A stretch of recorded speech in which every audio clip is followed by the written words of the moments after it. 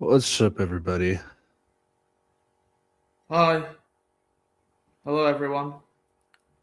This is the Another Reviews Core podcast number 92. We're almost at the big 100. Almost there. Ah, yeah. There's been a lot of stuff lately, and let's just yap about it. Uh, so many stuff and barely anyone talks about most of them. So, Yeah, at least after a time period, I can say that much. yeah. I mean, you know, already a month and a half through the year. Hopefully, things pick up. That's all I can really say. There's no way things will pick up. Let's be real here. Honestly, I'm not gonna lie. This is the year. Like looking at this year, I feel like this is the year where I'm like, I I feel like I'm just losing interest in movies and shows in the sense of like actually wanting to see something I outside of mean, for content reasons. yeah, it's like what the fuck are we supposed to talk about now? It's like all of them are just sequels and franchises for no reason. Or Yeah, spin-offs. Yeah, okay. So they are both basically video game spin-off. It's not even like novel spin-off. I hate my yeah. life. The video game adaptation craze as well. Um, but yeah, speaking of that, we have two of those at least in our docket today. Uh, with Fallout Season 2 and Iron Lung, the Markiplier debut directed film, all that stuff. Um, but yeah. I know that there's other stuff going on. I mean, like the Knights of the Seven is currently going right now. We're not going to talk about it right now. Um, yeah, Yeah, Percy Jackson is like, geez, that was okay. I guess someone still cares about that show. yeah. It's I not good. yeah, Yes. yeah. So you know, being like the big Percy Jackson fan that I am, um, it's just really interesting how the format of where the show decides to go is it's not really looking to adapt the books from 20 years ago. It does, but like a lot of the things that happen, they either decide to change things here and there, but they end up making the same results as what happened in the book, despite that, even though some of the changes that they do go for, they should be changing the overall narrative, but they don't because they're a little bit too scared to go too far from the book. Except for the one thing that they did for the end of the season, where it should be the biggest change entirely, but I don't have any confidence that they're going to commit to any of those changes, especially with regarding to with Talia and all that stuff. But um yeah, I know like the window has kind of passed on that, so I'm gonna try to at least talk about. I will say, like in terms of positives, I think the production has definitely went up compared to season one.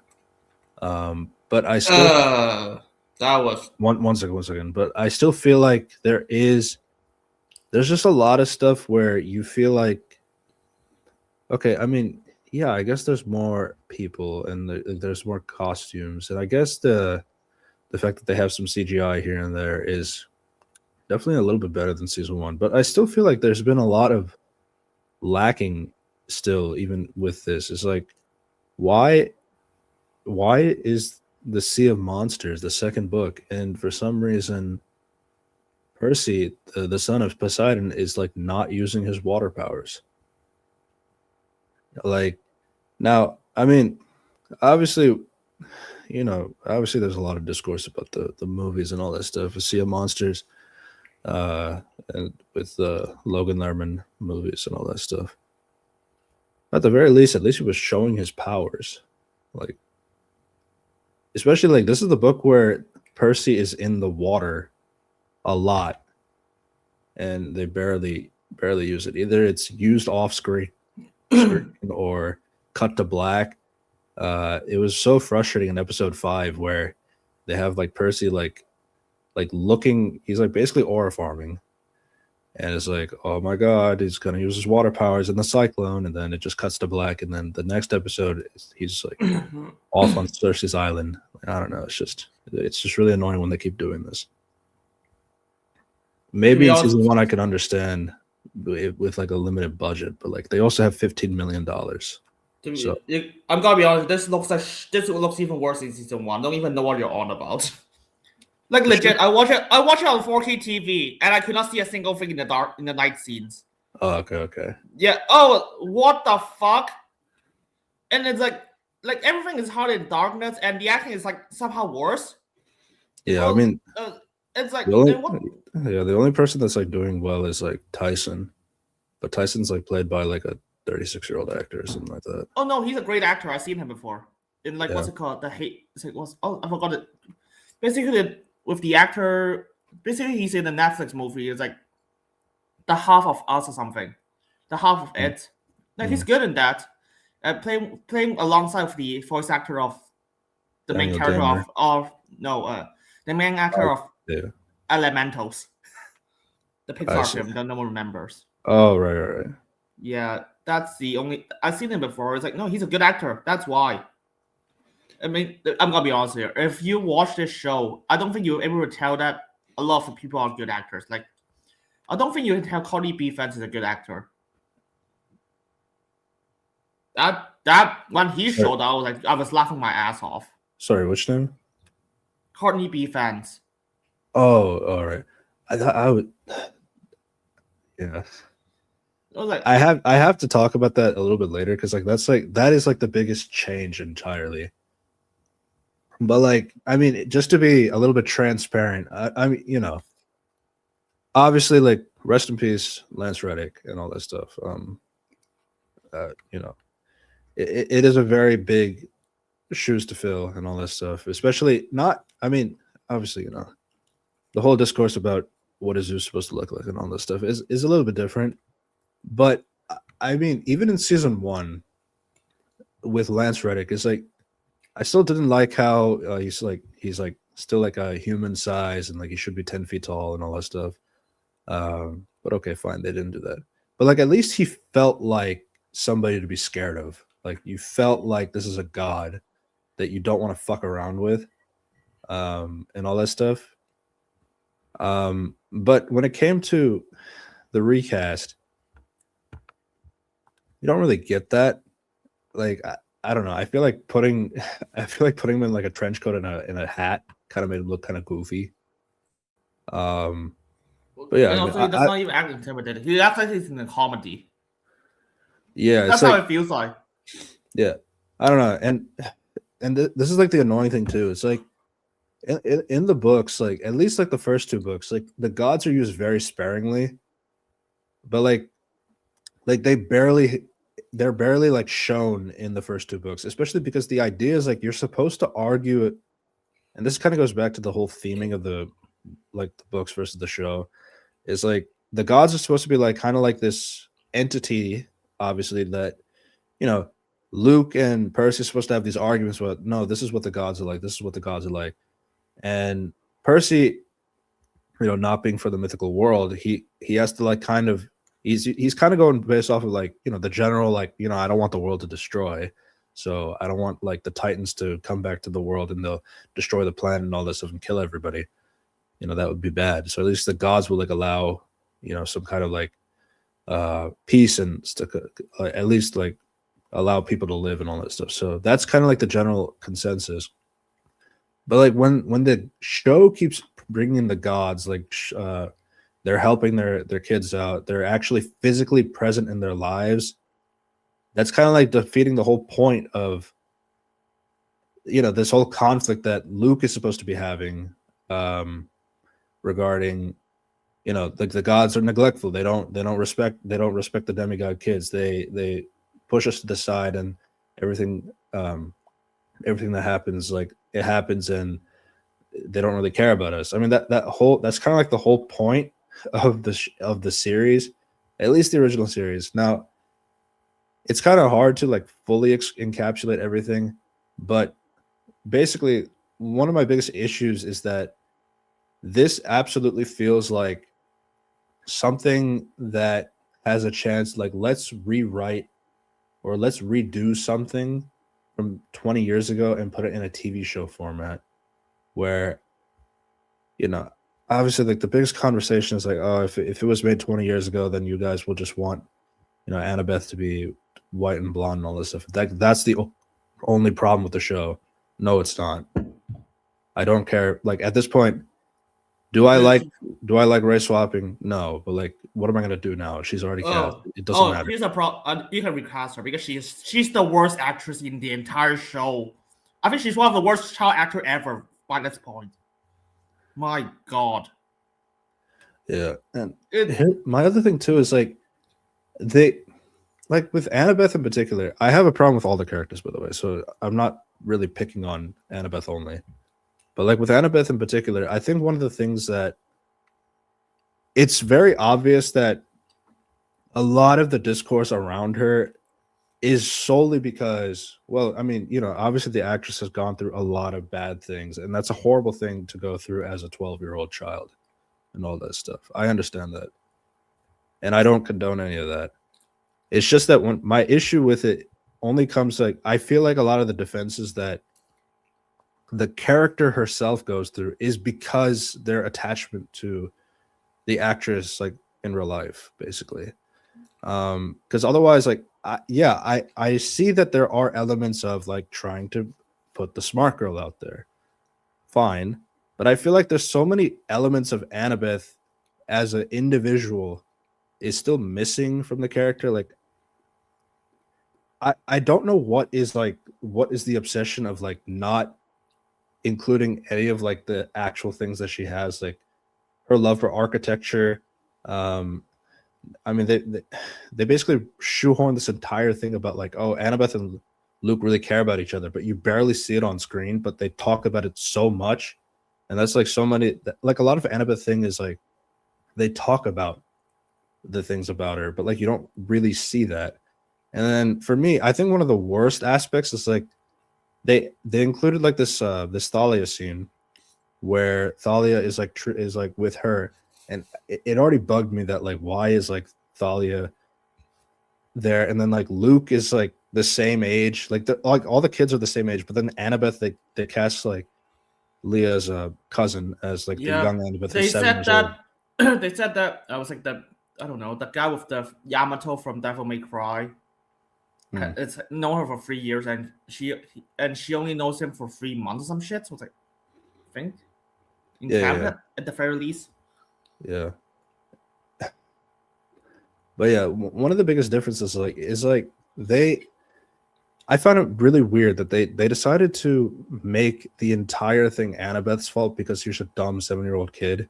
And I think that was like, and like for some reason, I find that really weird because they completely removed the fault of Grover being the one who, so like in the book, like one of the things that happened when Thalia gets killed, basically, and turned to the tree, Grover like trips over and Thalia goes to help him and all that stuff. And then one of the things that he regrets is like he blames himself for Thalia's death because he feels like, oh, well, one, he was her protector, her Seder protector, and he wasn't able to get her out and all that stuff. So that's what he feels bad about. So it's so fucking insane to me that you have a scene in season 1 where Grover is the one who's like, what could you possibly regret with that whole like thing in the underworld? I don't understand how the fuck you like that gets it in anybody's mind. But then after that, then they also like have been really sensitizing and like defanging like Luke in general. Luke doesn't fucking do anything in these flashbacks, like he just like, I mean, yeah, I guess he talks to Thalia, but like about what? He's just like, I mean, they have their differences and all this stuff, but like my big issue is like in the book, one of the reasons why things got really dangerous for them, the four of them, is because Luke kept fighting every single monster as he can. The thing is, like, the show has not explained like why exactly does Luke have a lot of anger in him, because I don't know, this actor is just like Wait, it's just he has anger in him? What the fuck? This is the first time I heard of it. yeah, he's like Dude, this guy is like a fucking depressed teenager from what I've seen. he looks like an e-boy. Basically, and then to be honest, I don't even know how they cast actors for this time. To be fair, they're probably season 1 already. Yeah. And then you got what the Clarice girl was like. What the fuck are your line deliveries? I was like, I think I love line deliveries. It's like it's supposed to be like, I will march under the undersea and kill this god, and then she just deliver it like, I will march to the undersea and kill this god. That was literally her line delivery for the entire time. All right. That was so shit. Yeah, Kane.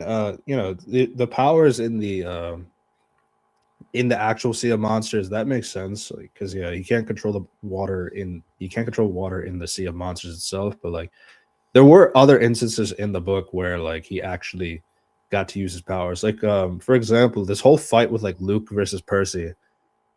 The thing is, like, Luke would dog Percy in a sword fight. So the biggest thing is like he's not supposed to be like.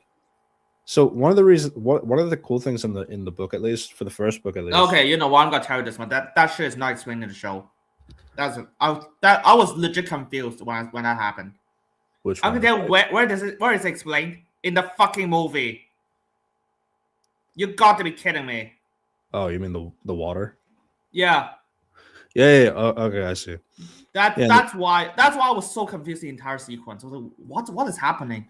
Bro, and like here's my thing. There's stuff in the show. It's like, okay, maybe this might be a little bit too much, like, but like all you have to do is just show that if he's in the water, like in the book, Luke and Percy fight on the boat, and Percy was getting dog walked, but then he falls into the pool, and the pool gives him a little bit of strength to at least push Luke off his feet when he throws the next attack. Like it's so simple. Like you don't have to do anything that crazy. Yeah. Do you know where did they do it in the fucking movie? In the movie, yeah. In the movie, and it's also the movie that actually explains anything. That's the funny part. I mean, you know, because like I've seen the movie and then I rewatched the movie after watching the show and after reading the book again. Yeah, I understand that like the movies still have like that issue about like. I mean, outside of like aging the characters and all that stuff, I mean, like the general vibe of like what the books were going for, that was still kept intact. But you know, I mean, for both movies, I just hate the third act of both of them because they completely changed the action scene and the final conflict.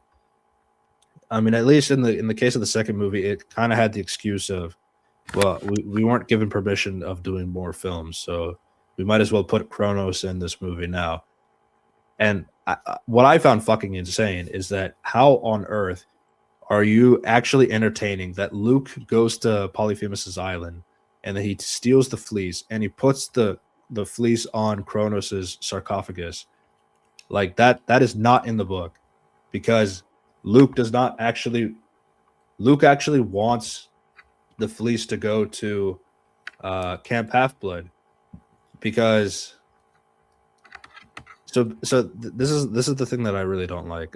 So the thing about Thalia is that back in 2005, 6, something like that, when the second book came out, that was one of the biggest twists in the series because you know the kids get the fleece and they get it back and they put it on the tree to save camp and like save the tree's magic and all this stuff. The reason why the last chapter is called "The Fleece's Magic Works a Little Too Well" is because they didn't expect the fleece to actually bring Thalia back to life. And the movie at least gets to capture that aspect of like, You But know, like also, Thalia comes back, and like, oh my god, she's back, and that's like a okay, crazy thing. And the and, big and important thing the, about it is do that you, like okay, she's a god of the. Yeah, sorry. do you know what's an even more crazier thing? The Mhm. actress they cast for Thalia in the movies, who only has 3 lines, did a way better job than the actress they got for Thalia in the entire show. Yeah, My God. Wait, who the fuck? Who is in charge of the casting? Dave Filoni? I I like Tamara Smart. I think my issue with her is that I feel like they're trying way too hard to make her like more than she should be. But at the same time, it's like I don't know why some of these things, like some of these scenes, could have happened in season 3. I don't know why they had to be in this season Hey, alone. I love that. I love the last scene when she's with Zeus, and she's like, "I want you to die. I hate you, Dad." Yeah, Fucking, that was so funny. yeah, and like, and that's the thing that I hate is like, first off, what the biggest thing is like that entire scene is completely different because first off, Annabeth like openly says, "Oh, the fleece is going to bring Thalia out of the tree and bring her back to life." For some reason, they do that. Again, this is a really big twist because again, they don't want. Yes, they like Thalia. She's her friend and all that stuff. But the thing is, like, the important thing is that she was in the tree, and the concept of the great prophecy, the prophecy that basically says this is the demigod child of the big three who's going to either save the world or destroy the world. So, you know, the people were thinking this prophecy was about Percy, but the reason why all the characters in the book were scared is because, oh my God, Thalia is back to life. Now that means there's another child of the big three who is like possibly going to be this person who's going to either save the world or destroy the world. That is why the characters are like shooked when they see her back to life. Percy didn't understand because he didn't know who she was, but like that's the thing. It's like I don't know. It's like I feel like the writing of like from 20 years ago is like at least like a lot more captivating to than like what this is. It's like when you have the characters like, oh my god, what happened?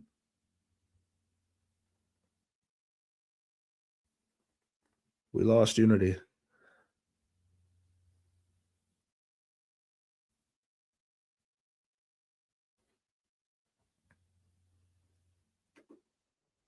Okay. You all I right? think better. Yeah, just yeah, I think the mic is just suddenly stopped working, so I will fix it. Okay. Okay. Okay. Uh, yeah.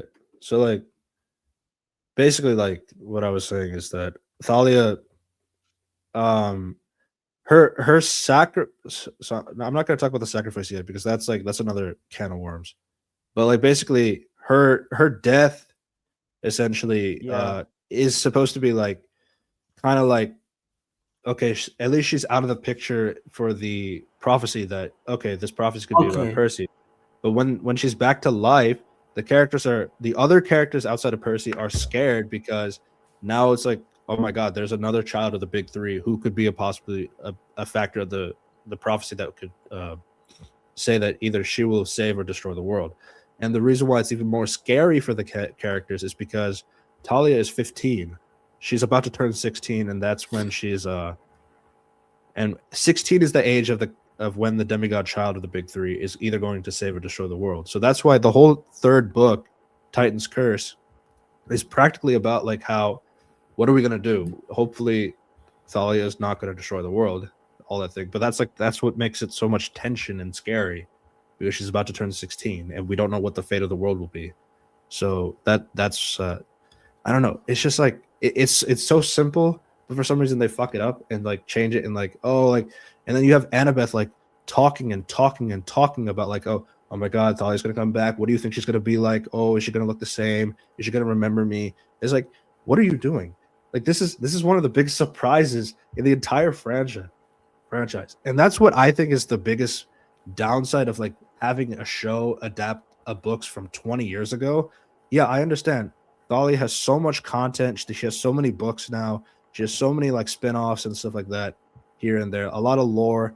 And I know it's really hard to like remember where did she start from, but I think that's like my biggest issue is like, you know, we could just act like that mystery just didn't matter. It didn't exist, and it's so bullshit.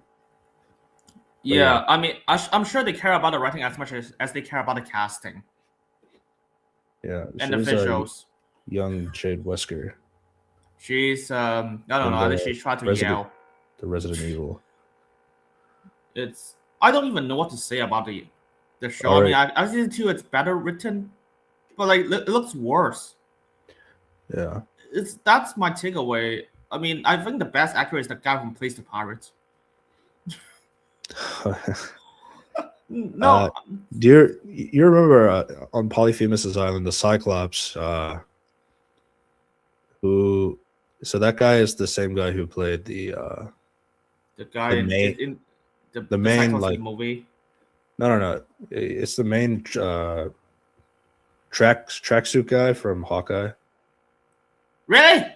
Yeah, but You're he's like drenched in CGI though. Honestly, that's where I think like the budget really kind of went off because like he didn't really look that good. Tyson looked pretty good for what they could manage, but outside of that, it's like I feel like and also like, and then I mean, there's a lot of things. I don't want to. I obviously don't want to like hog up too much time. Like I mean, I gotta say a few things. I guess when it comes to like the writing. Yeah. Okay, let's ignore all the casting, visuals, or anything probably because most of them suck. Hey, I mean, there's some better things. I mean, hey, Percy and his dad actually got a conversation this time. Yeah. I'm surprised. They actually talk about feelings.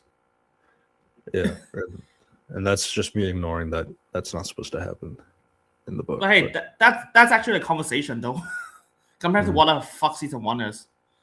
It's like, hey, do you dream? No. Or yes. Yeah. Is Zeus right? He's stupid. Bye. Did you love mom? I guess. 7 lines. Genius. Yeah. And I mean, to be honest, I think we completely ignored like Cersei parts. That shit. You don't need that. I'm gonna fucking die. Oh my god.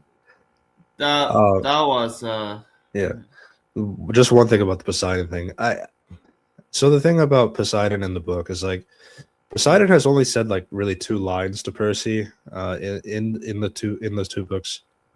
And I think that's kind of important because his first line to Percy is I'm sorry that you were born. And his intention of saying that is like, you know, I'm sorry like you were born because I put you in this, like, I gave you this life where you're forced to be a demigod child and like you're forced to deal with monsters and titans and all this stuff, which Percy like understood what he meant, but like, you know, it's hard to hear from your dad that like, I'm sorry that you exist and all that stuff. And then in the second book, he doesn't even like talk to Percy. He sends him a letter, and the only thing that like he sent is like brace yourself in like, you know, on like the letter, which in the show they do like have Poseidon actually say that I sense some danger coming, brace yourself, and then Percy wakes up. But like at least that's a dream sequence like in his head, so I can accept that one. I still feel like there were some things like for example in the movie they have like Percy's like general thing about Tyson, about like how when he thought Tyson died, there's like this whole he kept saying he wanted to be my brother and I never really accepted that and I should have told him that he's my brother and all that stuff. And then when Tyson comes back and all this stuff, and then you have the 2 of them hug, it's like, you are my brother, that kind of thing. Like that general vibe of like, now in the book, like he says like, you are my brother in front of like everybody, like the entire camp, because the camp was like making fun of Percy and Tyson for being brothers and all this stuff. And that was kind of like the idea, you know, something nice. The show, I mean, it puts a lot more emphasis on Tyson. Like, I asked for a friend, but the gods gave me a brother, like that kind of thing. It was really good. I really liked it. It's just that I wish Percy got to like at least make some kind of an acknowledgement because he didn't really get any of that. But yeah, Cersei's Island. That part was. There's a multitude of issues there. One, it's like it's taking two chapters of the book and like combining them, and two things that are completely unrelated and combining them into one thing. So Cersei being this whole like, oh, I'm like in charge of this island, and I'm trying to make this like this. I need people to buy my course plan, and so that they can like figure out a way of finding out their fatal flaws and dealing against like sirens and all that stuff. The problem with this is like, one, it's like Cersei has like nothing to do with any of that. Like as I was saying, like those two things are in two different chapters, and it's very evident that they combine the two because like we don't have enough episodes, we don't have enough time to make two separate episodes, so let's put it together, and hopefully nobody will care. I don't know, man. Probably don't carry the guy who wrote Avatar: The Last Airbender Netflix show. That would save you a lot more time. Yeah. And That's also coming up. That's also coming up this year. Gee, God, I don't. Okay, I guess I'll watch it without knowledge of the show, the animated show again. I mean, hey, I mean that guy was. I mean, actually, made the entire episode of just listening to that fucking Cyclops talking, and him trying to unable to hit a kid. Yeah. So the thing about this scene is like Cersei is so it's kind of weird. They specifically spend a lot of time. I mean, at least this time they didn't blatantly go, "Oh, you're Cersei. I know who you are," before they started anything. Unlike the Medusa stuff in season 1, they actually at least give her some time before figuring out who she is. But my issue is just that this whole fatal flaw thing, this is something that Percy does not learn about until like a later book. This is a book where like Annabeth is supposed to learn her fatal flaw. But then she's an idiot. Yeah. So in her fatal flaw, it's like her hubris, like she is like full of confidence and all that stuff. So the thing is like, but so first off, the show tells us that Annabeth has already learned her fatal flaw in her camp, like she got it on her report card. That's not how it's supposed to work. In the book, like you're supposed to experience your fatal flaw in the course of like your quest and all that stuff. So for her to already know the answer to the question is like stupid as fuck off screen. But then the worst thing is like Percy learns that his fatal flaw is loyalty through Cersei in this season, something he doesn't learn until like the 4th book. And that's like a common issue with this season. It's like there's so many things stealing from the 4th season, like the 4th book, and putting it into this show that I don't even know. Like there's like barely anything left. Like, I can tell you what happened. Probably, I think it's Rick to Disney just tell Rick, hey, the first season will be your last season. That's it. I think that's probably why. Yeah, like the whole battle. Like, I'm not gonna go on loop because that's another tangent again. But like, yeah. So Percy learns about his fatal flaws, loyalty, and then he gets like really shook and all that stuff. And then he talks to Annabeth about it. It's like, I was like, if I had to choose against you or the gods, I would burn it down and all that stuff. And, this whole like fucking Persabeth thing and all the shippers and all that stuff. That's like all the things. Wait, they're shipping kids. You know what I mean? Yeah. Which, by the way, like yesterday for Valentine's Day, like Leah got like a lot of like comments about like, oh, she got a Valentine, all this stuff. And you have grown adults like talking about the relationship that she has. Like, leave her alone. Fuck you. Yeah, to be honest, I don't even know the book readers. It was like, because I would be like, dude, that kids, I don't give a shit. Or you know what? Don't do it. What's really weird is like the show like cuts out the actual like Persabeth like content from the books. Like it's like very small, but like they're nice moments. But for some reason, the show like constantly has Percy like talking about Annabeth, and it's like, oh, you're so great. I always think about you. I always like I was nothing until I met you, kind of thing. It's like, why are you doing this now? This is a slow burn in the books that they don't really fully get until like the 4th book. I don't know what the fuck is like up with them with this entire thing with the two of them. Because like, and the biggest example is like, yeah, like, I'd burn Olympus down. Percy would never say that.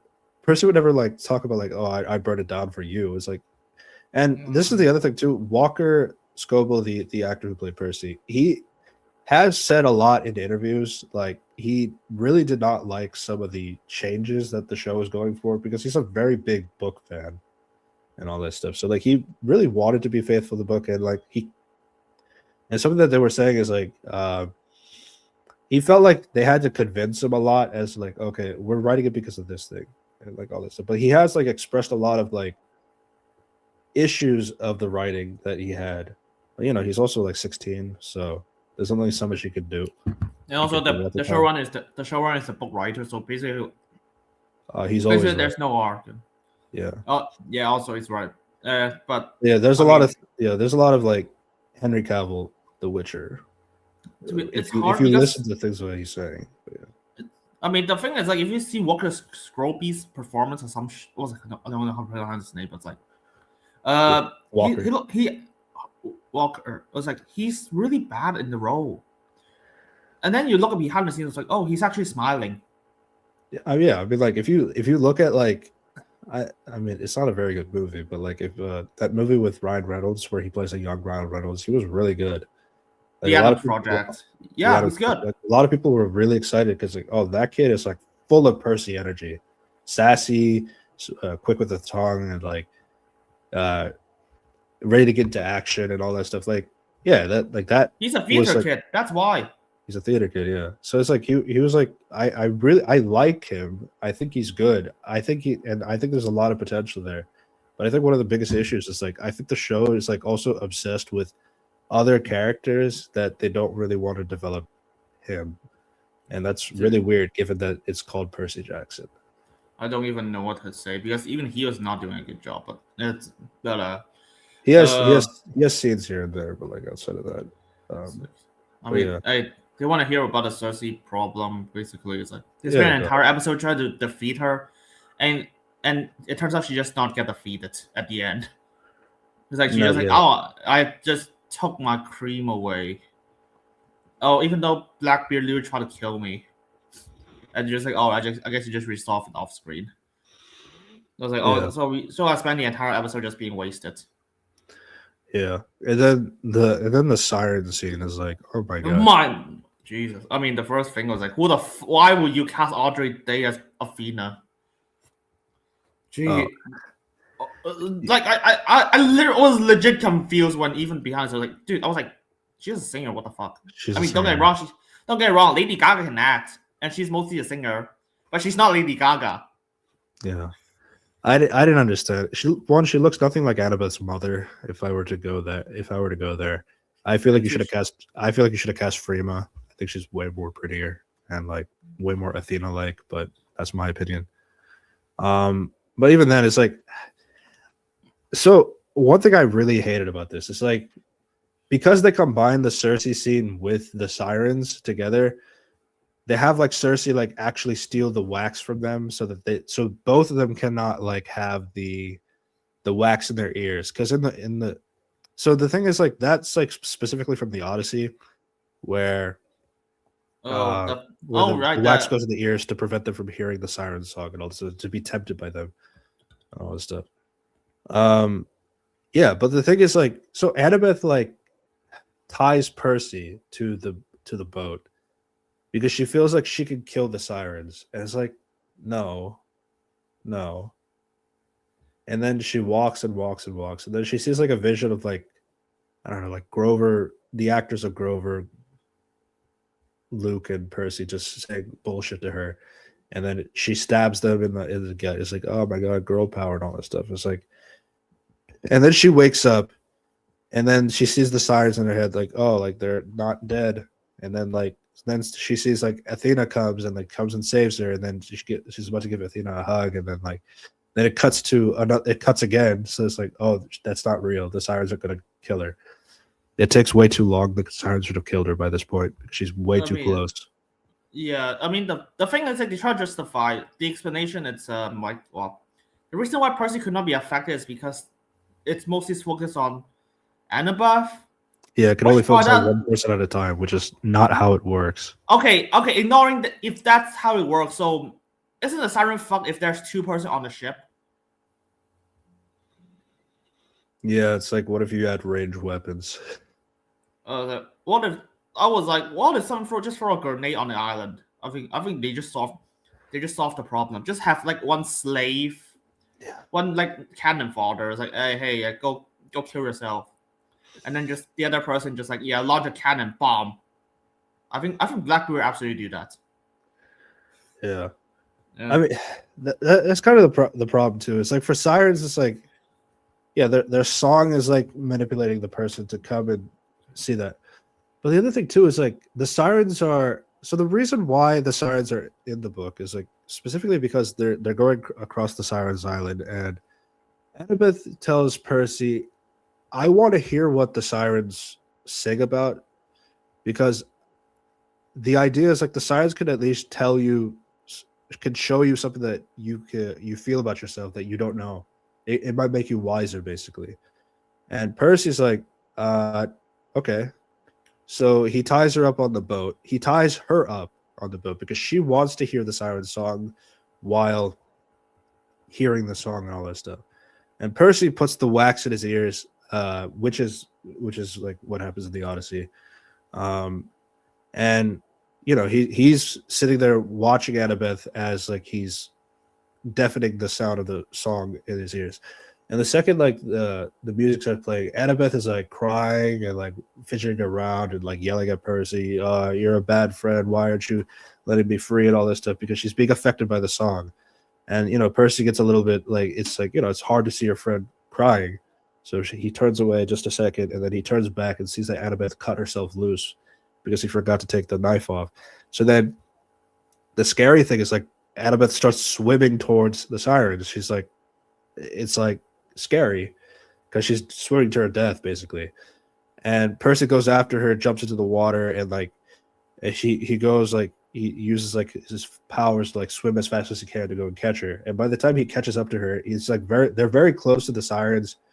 And when he touches Annabeth's leg, he actually can see what the sirens are showing Annabeth in her head, which is like a vision of her with her mom and dad together, happy, and like also with Luke, who is also like nice now and like a good person again. And then you see in the background like New York is like remade into like this Greek style like big Olympus kind of thing, like showing that like, oh, Annabeth is the one who built this or something like that. And then Percy, then he takes, and then this is the Percabeth moment in the book that's not in the show, is like Percy takes Annabeth and puts her underwater because of the sound of the siren song is like not going underwater. So he puts like a bubble around them, and then Annabeth like is on his shoulder like crying and all this stuff. And then as like Percy's holding her and bringing her back to the ship. And then when they eventually sail off, Annabeth talks about like how, so this is like where she learns that her fatal flaw is like hubris, because she has the confidence that she can bring her family back together and Luke make him good again, and make New York like amazing, with her amazing architecture kind of thing, rebuilt the world. So that's, I mean, I don't know how that sounds to you. I feel like that's a lot more interesting in my opinion. I don't. To be honest, I think a lot of things is just like it depends on execution. Because from what it's presented show, that was not the same. No, it's a very different product. It's no, I mean I don't even But know. yeah, Like, it's like Percy would have been affected by the siren song because he didn't have the wax in his ears. to be But honest, I like, gotta be honest. but I they can't like, believe they made the sirens look like rock animals for some reason. it's like, yeah, they look like the stuff from the Lost Child from the Game of Thrones. No, they look like stones. Yeah, they legit look like no. The Lost Child in Game of Thrones looks even better. It does They look look- better, but the design wise, it kind of looks like the one who like stabbed the first knight, the Night King. I forgot what they're called. Yeah. The walkers. It's like, I The walkers, don't. Yeah, the walkers. And Yeah. it's weird because I guess they just don't. And then fucking Audrey, they just come here like, I'm always watching. Yeah. And Jesus Christ. so, and also my other thing too that I don't like about it is that Annabeth, Annabeth is like that vision that I described, like how saw like her parents and Luke and like New York as a new world kind of a thing. That's like unique to Annabeth. The thing is, like in the show, is like all she sees as like her biggest desire is to have the love and appreciation of her godmother, and it's like that's not unique to Annabeth. That's like all the demigod children. So I don't know. I just don't think this is like a very good like. Oh, this is this is something that she really wants. It's like, well, I'm sure like a lot of other kids in the camp would want this too. So it's like I mean, it's not really special. I mean, if you look in hindsight, that literally does nothing to the entire show. Yeah. I mean, to be fair, it's like I had this conversation with my friend about like I feel like the books would really benefit with a show like in a Disney Channel sitcom format. Like you do like I feel like Wizards of Waverly Place is like a good kind of like basis of like how you can like surround a show around like maybe a chapter or two in one episode. And like there's like so many things like where like the conflict happens, there's a setup and payoff by the beginning and end of the episode where like you feel like you can actually like do that in that format and also take advantage of the comedy that's in the book but barely in the show because the show takes itself way too seriously and all that stuff. I don't know, it's like I feel like that like Disney Channel sitcom style would fit the show a lot better. I think but people are also afraid of like, oh, you won't take this seriously. It's like I don't think that's true. I mean, people love like Wizards of Waverly Place. People love Phineas and Ferb. People love Phineas and Ferb, yeah. I mean, they already made the 5th season of on Disney Plus already, so Yeah. why not? But I mean, in Jesus Christ, who the fuck did they cast for Cersei? Like Rosa Maria DeWitt. I can tell this much. I just recently watched La La Land because Valentine's. I was like, she is so much better, and she only has one scene. Yeah. Also, La La Land is so much better. It's like actually one of the best movies ever made. Should have got Jenna Coleman. Oh yeah, absolutely. For Cersei. To be honest, I don't even know I don't even know the lines that Cersei delivers. Like, I'm lonely, that's why I trap people. Uh-huh. Yeah, that's why you need to trap 1 billion people. That instead of just keep a few. That totally makes a lot of sense. Yeah, it's a lot of like it's also the other thing too. It's like because the thing is like the book is not that long. It's not that long. So that's why they feel like they have to combine things together into one chapter and all this stuff into one episode. So that's where they put the Sirens and Cersei together. Because otherwise, like that individual thing is like, yeah, Cersei does not have that much to work with. She basically lures everybody, like lures Percy and Annabeth in. She sends Annabeth away to work on her hair, and then she turns Percy into a guinea pig. Which is like that's kind of the extent. And then Annabeth comes in, notices that Percy is a guinea pig, and then brings him back as a human with the vitamins from Hermes and all that stuff. That stuff is there, but then it's like, okay, that's not enough content for one episode. So let's like add like a bunch of bullshit. Oh, like which is like I can understand that. Like, oh, give more motivations to Cersei, but like she's also, Cersei. I mean, you could just make her horny and just like, you know what? I just want to trap people. I just want to fuck a lot of people. That's that's what blew my mind. It's like, why is there so many men on this island? It's like I don't know. She just want to fuck them. I'll say that even though I don't think the person who plays Cersei is that pretty, anyways. Yeah, that's not even Cersei's thing. So. That's a thing. Hey, do you want to talk about Luke's IQ? I think he's got Luke, the guy with a portal cutting sword. Jesus, that was insane. So ironically, in the books, Percy, Luke does that in the first book and never again. I think Rick forgot about it when writing the original books. So the show is at least like showing a little bit more of the portal cutting sword. But again, I think one of the important things about Luke in general is that one, I don't see how the fuck could this kid, this weasel, can like the fact that Kronos. So the thing is, like, the show added a brand new character who's not in the books at all, Allison. Yeah, I looked it up. The girl who's like his right hand and all that stuff. And I think what's really interesting to me is that Allison has a lot more the rage, the anger, the vitriol, and all this stuff. Where Luke is like a bitch, basically. To be honest, I think Annabelle's played by an adult. That's probably help. No, it's not that. What I mean is like, because Luke is also an adult too, played by an actor at least. But you know what I mean. But like, what I mean is that it feels like they took away like the anger, the hatred, and like all that stuff. They took it out of Luke, but they still want somebody to fill that role. So they make a brand new character who can do all that stuff, and then allow Luke to be more sensitive and more, like, it's kind of like it reminds me so much of Zuko and the Netflix show. Where it's like, yes, we know that this character is going to turn to the good guys, or he's going to eventually become a good guy. But the thing is, like, both shows is like they're taking it so far in the direction of like, you don't feel like they were ever an antagonist at any point, like something that the people have to come across or like overcome and all that stuff. Wait, what? Luke is supposed to be a good guy at the end? You're kidding me? Well, like at the very end before he dies, but Jesus Christ. But like, I feel like the show is like not like the show has not like actually developed any time of him being bad. Now, one of my first problems is like this book is called Sea of Monsters. There's barely any fucking monsters in the entire show. I don't know. I don't fucking understand. So in the book, like Luke, his army only consisted of like a few demigod people and mostly monsters from Tartarus and all that stuff, because that's all he had access to.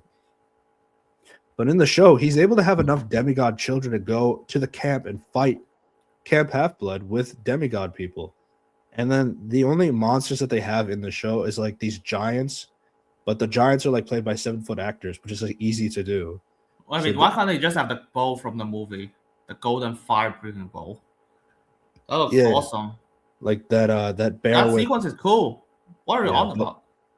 That giant bear as well. That's also from the. That's in the movie. The bull is another one, and I feel like they cut those out because the movie already did them. So like let's not bring them in. It's like what?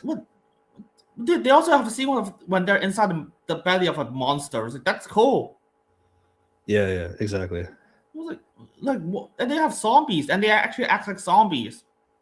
No, that's cool. What the fuck? Yeah, all the monster stuff is like it's just like kind of like gone in general. It's called Sea of Monsters, so it's like, what the fuck? But yeah, Luke. To be honest, most of the fight scenes, so like, hey, shrouded in darkness for no reason. Yeah, and then like Luke. Luke, hey, they want to talk about Luke's IQ. Yeah, he was like, I want to steal this thing that can heal basically Kronos from God of War that has died like billions of years ago. That can heal, that can restore the power of this person. But he was like, wait, Kronos, why don't you tell me I can use this to save my close friend Thalia with this golden fleece? This is the like. I was legit baffled when I heard that. I was like, yeah, wait, why you haven't followed that? No, because in the book, Luke knows that. Luke knows that it will bring Thalia back. That's the whole reason why he sends Percy to go and get it. One, to fight the Cyclops for him, so that he doesn't get his hands dirty and all this stuff. And then secondly, because he wants, like, the thing that Luke tells Percy in the book is like, I was gonna use the fleece, and then eventually I'll give it back anyway. And Percy's wondering why did he say that? Why would he give us the fleece anyway? It's a very magical, very powerful magical device and all that stuff. Why would he just give it to us? So that's like a mystery in his head that he's thinking about for the next few chapters. And then that's where the big twist happens in the end. It's like, oh my god, it's because they wanted Thalia to come back and become another member of the person that could bring the prophecy and all this stuff. So that's like that kind of shows the 4D chess that Kronos had. Oh yeah, I forgot to mention. So like the last episode, they called it the Fleece's magic works a little too well.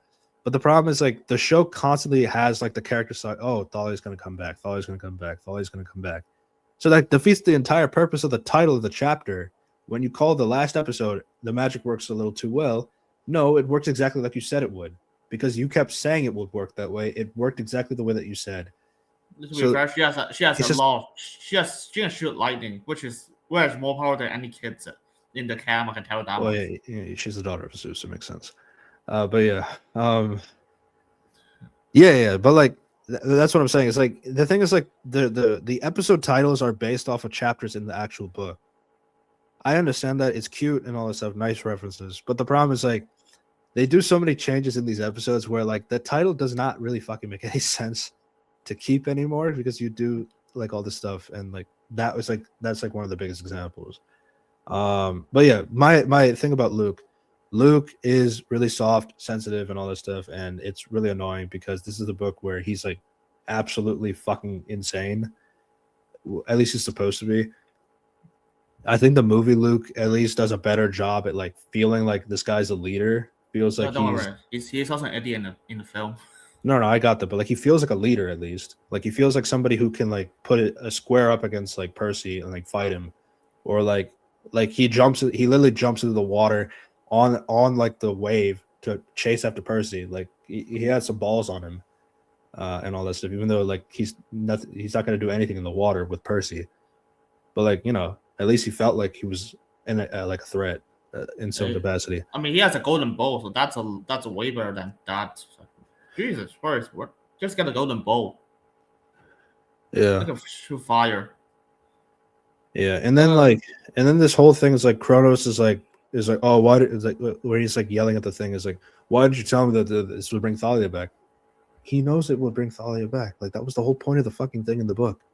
And then like Kronos is like the torture, like the Emperor torturing Kylo Ren kind of thing is like, then you got to prove to me that you're gonna be able to live up to this. It's like, dude, you're trying to come back to life, and Luke's being a bitch. Why the fuck would you want him on your team if you feel like he's like soft?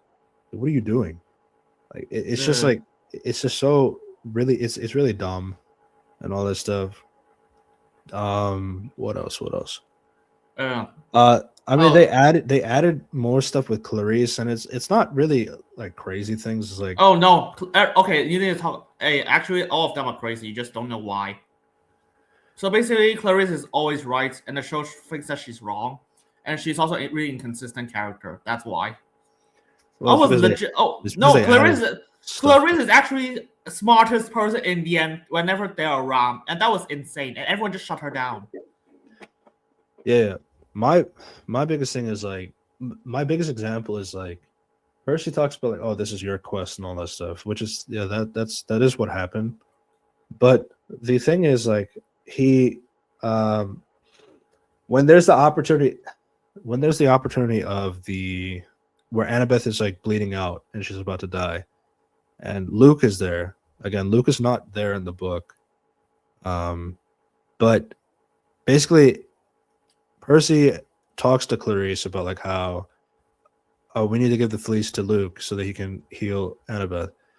And Clarice is saying, no, I'm not going to do that, because and Annabeth would understand that that I should not be giving the fleece to save her if it means getting in the hands of Luke and all that stuff. So, but like then like Percy just ignores that anyway and gives it to Luke, and then Luke, disappears with the fleece and all that stuff. So it's like, I don't know. It's like you try to give agency to Clarice, and then it's like, but you also put them in a situation that they were just never in the book. So it's like, I don't know. It's like for some kind of conflict, and then it didn't really go anywhere. It's really annoying. No, I mean, to be fair, that episode was written by the person I thought the last episode of the Netflix show. So yeah, absolutely. But Clarice is 100% right in that situation. Same as like the planning. when she was like, okay, should we choose the Hydra and the other monster I don't remember the name of? Yeah. I was like, and she was like, Clever was like, I'm gonna choose the, I don't know, the person I can just shoot bullets at. And the buff was like, no, we can't because I don't remember something else. It's like, oh, Skylar, to face Skylar to sacrifice 6 crew members to enter the Sea of Monsters. Yeah. I was like, wait, because when I heard this, I would be like, no, Clarence is right, just shoot it. I mean, you have a gun that can shoot a distance, and this monster could not leave this certain area. Just shoot it until it die. Yeah. So the thing is, like, so this is what they added. So they added more scenes about like her fitting in with the crew and all that stuff. I can understand. Oh, but that's character assassination. But hey, let's go with that. Because she literally does not give a shit after they died, even though after she said she cared about it. Okay, but that's kind of the problem. So like, like in the book there was none of that. Obviously, because the book is in Percy's perspective, so he doesn't know like what Clarice was going through. So I get the idea of what they wanted to do. They wanted to add this whole thing. I think it's kind of weird that they started off with this trope of like, oh, she's trying to be a leader, and like none of the zombies are respecting her. I did like the blockbuster guy. I thought that was a funny addition. But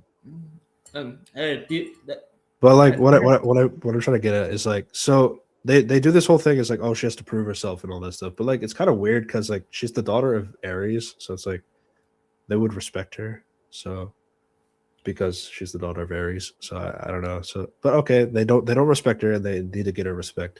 So what do? Well, I mean, she says a speech and then they respect her. I don't know. I felt like you needed like another scene or two to like make that a little bit more. And also her line delivery is so shit in that scene. I was so it's so unconvincing. You know what? Did you just recast at this point? Yeah, but like people love her though. I mean, she's hot. What? How old is she? 19, I think. Kidding me? I thought she's a kid. No, she looks older. Jesus. What's it called? Dr. Good John. It's like, she's such a shit actress. At least from the show, she's shit. Dr. George. Yeah, but she's no, she's 19. She's 19 years old, yeah, but like I guess. For people who didn't like the show, they feel like Clarice and Tyson are the better ones. Here's the problem. Clarice is really inconsistent, but at the same time, the show did not know she's inconsistent. And the show always thinks that she's wrong. Because she has to learn how to like get along with the group. Because she's the bullied character in the book, so basically the show wants to convince us like, oh, she needs to learn to have friends, good people. And when I look at the situation, I'll be like, wait, what? No, she's all. But the show presents was like, they have to make a choice, and every time she's just right. It's like that's not. And then she was like, I care about Annabeth at the end. I was like, no. Okay, so at the end, Clarice and Percy had to choose. Should I save Annabeth, or should I take away the Golden Fleece so that Kronos will not destroy the world? Wow, that is such a hard choice. I could not believe I could not believe that they think that Clarice is wrong about that. Yeah, again, it's like it's putting a problem that was not in the book and then like forcing that. Like it's also kind of annoying to me too because like they took away Percy fighting Polyphemus like in the book because they put him stuck behind this rock and like he can't get out and all this stuff. So that's pretty gone. And then Tyson kills Polyphemus like off screen and all that stuff. So it's like, okay, so we got rid of that entire sequence. Also, like that was like a twist that they had with Polyphemus. Like, oh, he's not actually dumb. Like in the book, he was like blind, but he was dumb. He didn't see that Grover was he couldn't tell that Grover was not a female Cyclops, so he was just pretending to be stupid. It's like, okay, I mean that change could be something, but they don't really do anything with it. No, she's just dumb. No, literally, just dumb. I was like, oh my god, I'm how to try to hit an invisible girl. That is clearly for distraction. I was like, you're just dumb. They needed to distract Kang. That makes sense. I mean, hey, that's written by the person who made Netflix Avatar, by the way. Netflix Avatar. It's just funny because like, people use that scene as like, oh, see, she has hubris because she's making fun of Polyphemus. It's like, that's not really hubris. It's just shit talking. And that's just common sense, anyways. I'll be like, yeah. I mean, if I have an invisible hat, I'll probably do the same. Oh, and then Percy loses the invisible hat in the 7th episode, and it's like, oh my god, why did you do this? Why did you do that? I don't even remember anything. Yeah, but, when he's fighting Luke, he drops the hat and then like runs off and all that stuff. So yeah, he left the hat behind, and they addressed that they left the hat behind, and they're gonna have to figure out how to get it back in season 3. Yeah, I mean, the problem with Tyson is like, yeah, he's the best, he's a better character, and then I think I like episode 5 or 6. They're just like, oh yeah, he's just in the background now. Yeah, Tyson is like, one of the issues with him is like, so in the beginning, like they skipped the part where Percy learns that Tyson is a Cyclops. They just like skipped the part where it's like, yeah, he lives with us and like all that stuff. Like Sally took him in and all that stuff. And okay, I mean, so we just got rid of like all that setup of like Percy learning that that's a Cyclops and all that stuff. That's kind of weird too, because then the show says that like Sally talks about stuff all the time with Percy about the Greek stuff, even though she's not supposed to do that. So it's like, then it becomes a shock to him, like, oh, Tyson's my brother. It's like, well, I mean, you should know that Cyclopses are children of Poseidon, so meaning that he would be your brother. You should already know this, but like they still have to make the surprise because it's a surprise in the book. But yeah, it's like, you know, they make some changes where it's like, okay, it should be changing a lot of things, but it doesn't for some reason. But yeah. And then Tyson, there was like a funny part. Like I was doing a watch together with Percy Jackson, and then it's like we were saying like when Luke is like talking to Percy, like, oh, we're trying to make demigods and monsters work together so that we can defeat the Titans and all this stuff, defeat the gods and all this stuff. And it's like I was just saying like this guy has no aura to him. And then like you see Tyson, like he makes the bomb on the ship and then like explodes, and then you see him like walking with like fire burning his jacket, and like he takes it off. It's like, yeah, that's aura. So there you go. Yeah. But they just underused him. It's like, hey, he just not exist to that. I think all he does is like, oh, I know some monsters that can help us get into the ship, and that's it. And what do I have? The rainbow seahorse kind of thing, which the movie shows it a lot better. I mean, in the movie, they show just one shot, anyways. And it's like a very zoom out, like you can barely see it. Is and yeah. I mean, again, I have so much to say. I'm gonna like hopefully analyze everything and break it down. I don't really have much. I'll be like, I just found the show really cheap looking for some reason, and I'm sure that Rick probably just took some money for his own pocket. Yeah, season 3 is gonna come out at the end of the year.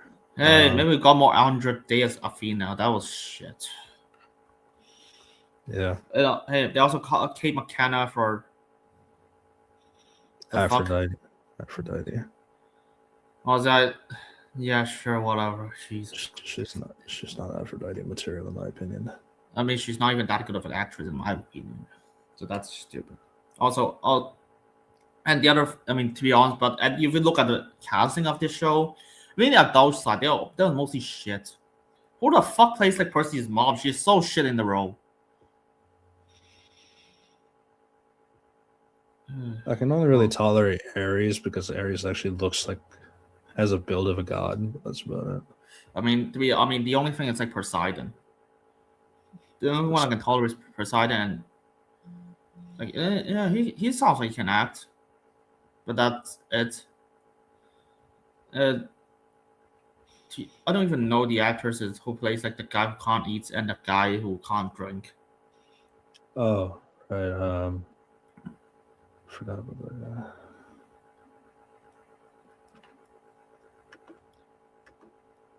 Um,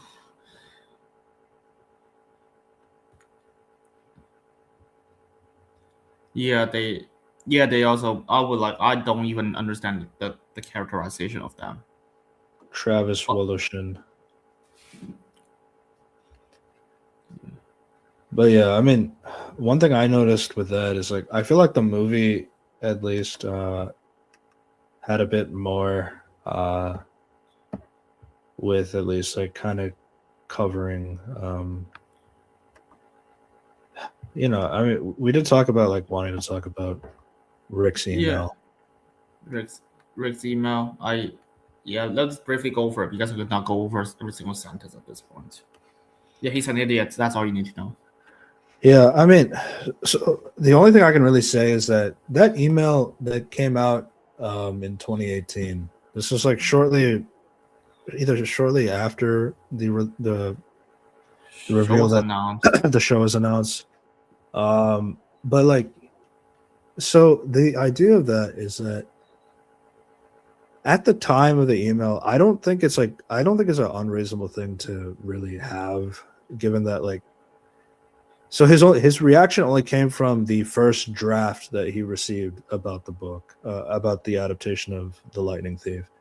Now, I felt like when it came to the email, there are points that I do agree with, ultimately, but like there are things like where I feel like maybe he didn't really understand what the movie was going for, or like how some sequences of the events that the movie was going for is like, because, and the thing is like he only had the context of the draft. He didn't have he didn't watch the movie. He said that before, and like which is crazy. He shit talks the movies all the time and he never watched them. Which I mean I get it, but like still. I mean, if you look at the criticisms, like I think it's like a lot of like it's not mythology, it's not kids, it's just not fun. Yeah, like those are basically the answers. I'll be like, okay, what's the problem with the characters aside from they are not the books?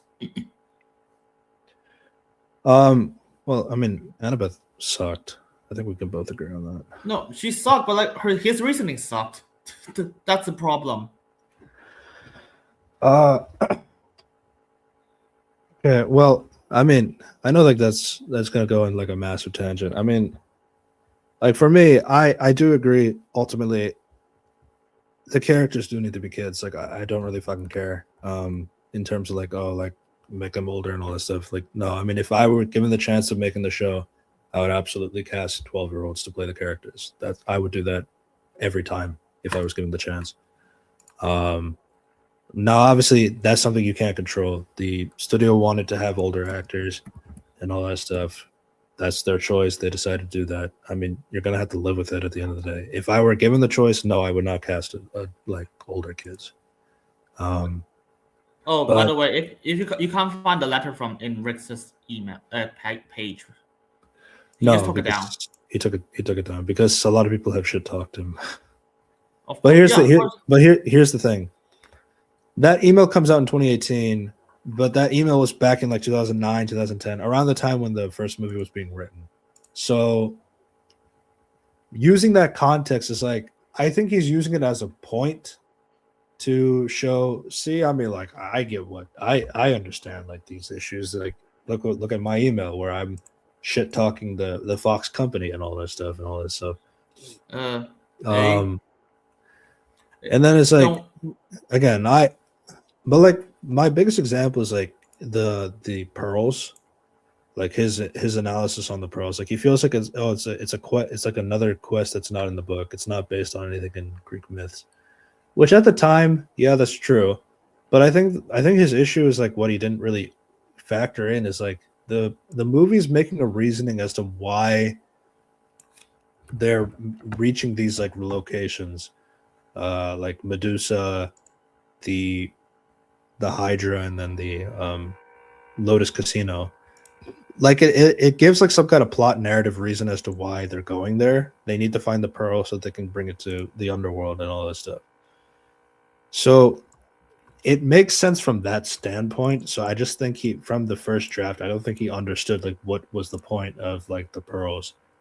And then secondly, I think one of his other issues is like, because like in the books, like the kids like reach those locations by accident, because like it's kind of based on Greek myths and like how like usually in folklore the characters just happen upon the danger, like they just walk upon the danger and it's like they're that kind of thing. So I like it makes sense to me, but I think in a movie format, I think people would be like, oh, it's that's contrived how like this monster just showed up here. I mean, it's supposed to be fair, but you know, if you're consistent with it, then like you can't really do anything, in my opinion.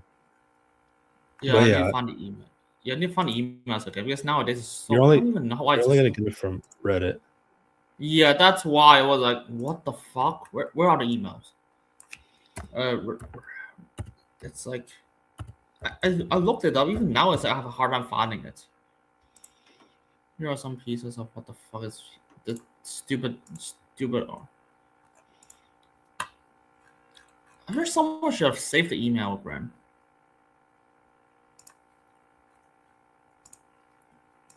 Here are some pieces of has become a cipher in this. No, Jesus. I could not find. Yeah, it's so hard to find the email now. But like when I saw this, I was like, oh, Yeah. I found Another it. thing too. Another thing about it too is like he it's just that some of the criticisms that he said about the movies, it's like the thing is like the show does the exact same fucking thing that Yeah. he's criticizing as well. So it's like, okay, buddy. No, I think the only part that makes sense, like Persephone, is like if she's a Deus Machina, and I was like, yeah, that's the only part. I was like, yeah, you're right. I was like, Percy, what's the problem? Oh, none of them is in the script. It's just like all of them are in the hero. So I guess I'll try to read it. I understand that the decision has been made to make the ages of the characters to be 17, as no one wants to see this film succeed more than I do. I hope you'll let me share a couple of reasons why I think it's a bad idea from the start. So this is prior to reading the draft. This is just like he heard a rumor that that they're planning on making the kids 17 years old. So he's just responding based on that. He didn't read any script yet. He's just giving his reasoning as to why I think that's a bad idea to make them 17. First, it kills any possibilities of a movie franchise. I don't know if you've read the other books outside of The Lightning Thief, but there are 4 other books, and the series grounded that Percy has to be from age 12 to 16 because according to the prophecy, it has the decision to save or destroy the world. So he has to be 16 for that prophecy to exist. So that's the reason why he did that. I would assume that Fox would like to at least keep the open possibility of sequels after assuming the first movie does well. If you start Percy at 17, that makes this kind of undoable. You know, I'm also sure that Warner Brothers, if they had the first Harry Potter movie, it wouldn't have made any sense if you had Harry start at 17, that kind of thing. So there you go. I guess. I mean, as a book reader, I'll be like, oh, I guess. But to be honest, it was like the prophecy is only 16. I'll be like, dude, it's just an age. You can just move it anywhere. Yeah. My biggest thing is his second point. It alienates the core audience in terms of like, I'm guessing the book sale numbers are important to Fox because you're hoping that the kids will show up at the theater. The core readership of Percy Jackson is ages 9 to 12, and there are roughly millions of kids at that age, plus their families who are dying to see this film because they want to see the pictures of their imagination brought to life. Many of these kids have read the books multiple times and know every detail. They are keenly aware that Percy is 12 in the first book. By making the character 17, you lost the kids as soon as the first movie trailer. You're signaled that this is a teen film when the core audience is families. I understand that you want to appeal to teens because they're a powerful demographic, and the conventional wisdom says that teens will not see a movie about kids younger than themselves. Harry Potter has proved this wrong, but besides that, deviating so significantly from the source material risks pleasing no one. Teens who know the books are meant for younger kids, and the younger kids who will be angry and disappointed that the books that they have loved been distorted into a teen movie. I haven't seen the script yet at this point, so I don't know how much of the story has changed, but I fear that the movie will be done on arrival with a 17-year-old lead. At this time, I had no idea who would be cast. So that's the other paragraph.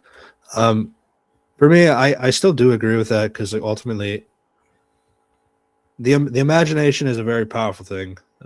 So it's like when you have a character who's specifically 12 years old, and then like you have somebody older, it's just kind of like, oh, okay, that's just a massive difference. But also my other thing too is like with that is Percy is ultimately like the thing is like if you make a PG-13 film, then like Percy Jackson is 12 years old. He can't even watch his own movie in that case. So it's like it is kind of weird to just boost him up in that stratosphere like that. So again, I understand, and he's just voicing it based on like I heard this is what's happening. I don't know what's happening with it, but like this is the reason why I think it's a bad idea. Again, I don't think it's an unreasonable thing to say.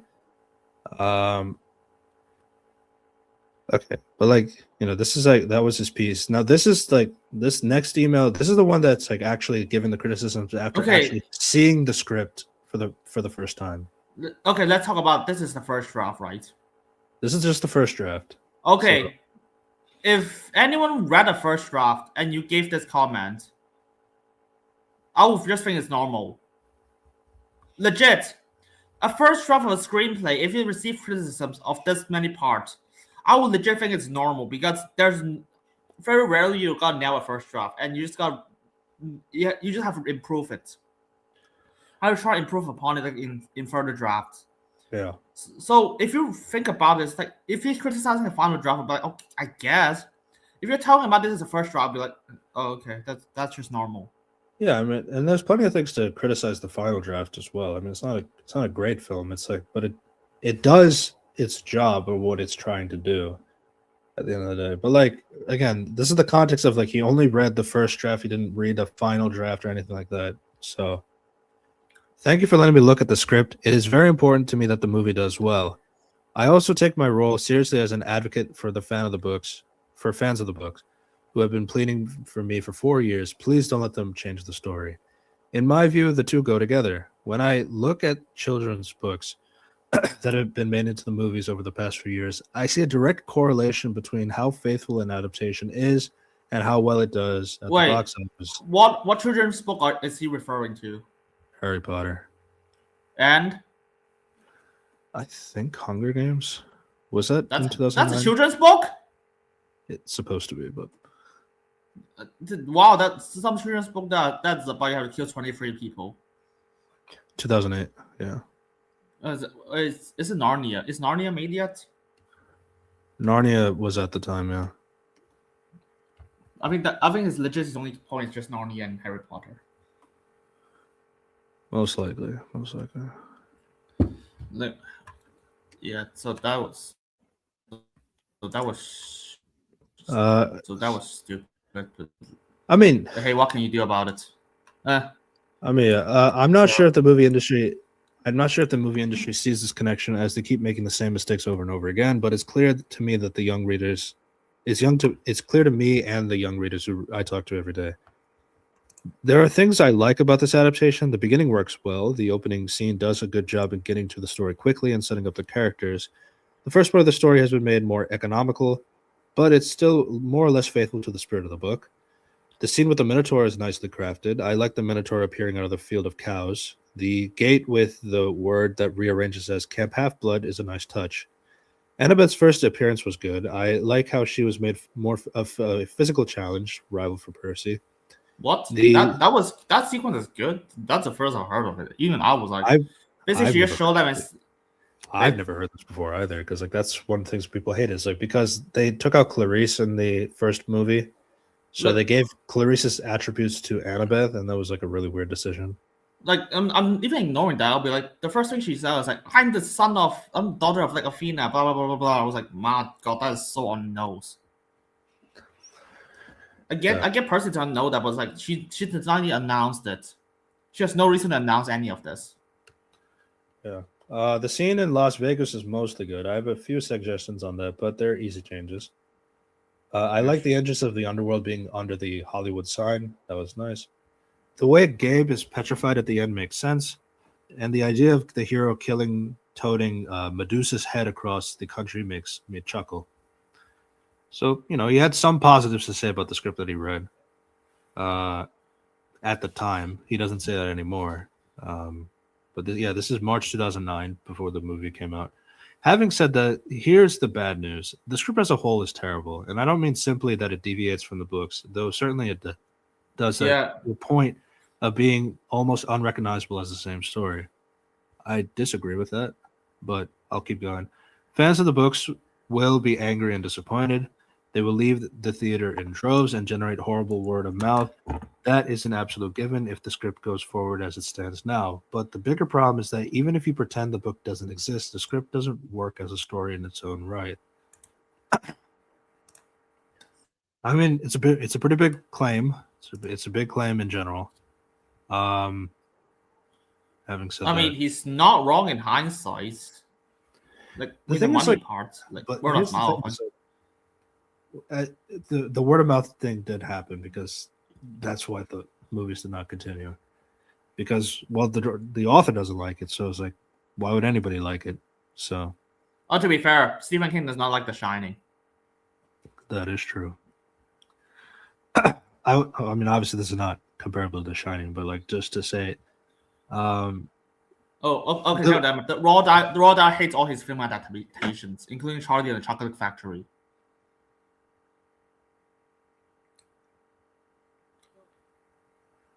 So, and no one gives a shit about him. Hello, are you here? What about the witches? I mean, he also hated it. And I was like, but the movie is still good. Yeah. So I think Red's microphone is dead for some reason, but hey, what can you do about it right now?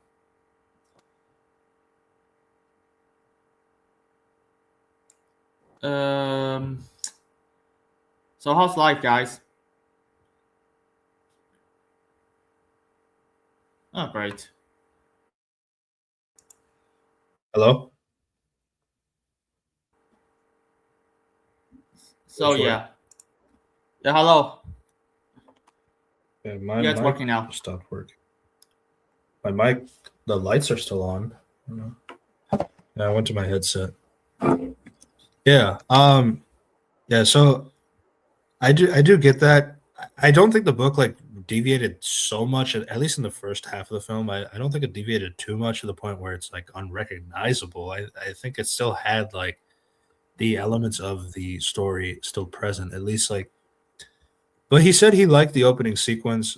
He liked up to the point, up to like the point of them being in the camp, and all that stuff. But here's like where I would say. So he says the good news is like it is fixable. When I first read the script, I will admit I was plunged into despair at just how bad it was. If I were intentionally trying to sabotage this project, I doubt I could have done a better job than the script. Oh, you did But- a better job than the script. But as yeah, it's just the. So I also want to tackle this at like the aspect of like there are some comments in this thing like your show did this too. Don't think you're off the hill. Yeah, but I took some notes of what was specifically bothering me. I realized that the script could be made palatable to fans and the general movie-going audience without really changing its present scene structure. Lengthening the script or adding a few sets would increase the budget. I'm choosing to take heart in your assurance that the script is not finished. That is one thing we can agree on. It needs help. I mean, it's a bold claim. Again, Oh yeah, it's called first draft. yeah. You dumb fuck. Oh, So if you- oh yeah, I forgot about it. Rick wrote like at least one book per year for some reason. Yeah, I mean the books are still good, but It's like, gee, I think he hands first draft all the time at this point. yeah, he stopped having an editor, and then he's also said now like I don't even reread my books. I kind of go off of the wiki. fanon kind of stuff, and that's been affecting the modern books a lot. Yeah. So if you're still with me, here's my specific thoughts and suggestions for fixes. My concern falls between three basic categories: age appropriateness, structure, and the writing. I'll address the general first, then follow with specific suggestions in a page-by-page notes. Age appropriate content. This is the easiest fix, but an important one. The Percy books are family oriented. Same as what he said before. As one of those parents, I would have to walk my kids right out of the cinema if the movie includes like bad language. Like having Kyron say like a horse's ass is like not appropriate at all. I get what he's saying. I feel like the other issue is like there's only so much you can really say.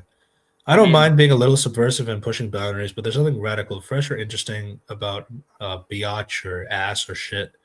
It's just a lazy attempt to make the script seem more hip to teens. But such language has been overused to the point where it doesn't even rate as a cheap laugh anymore. If you go this route, you'll lose an entire demographic of families. To be fair, I don't think I've heard a single time they said it in the film. So he does say it like when he shows him his legs for the first time, but it's not much. Biatch.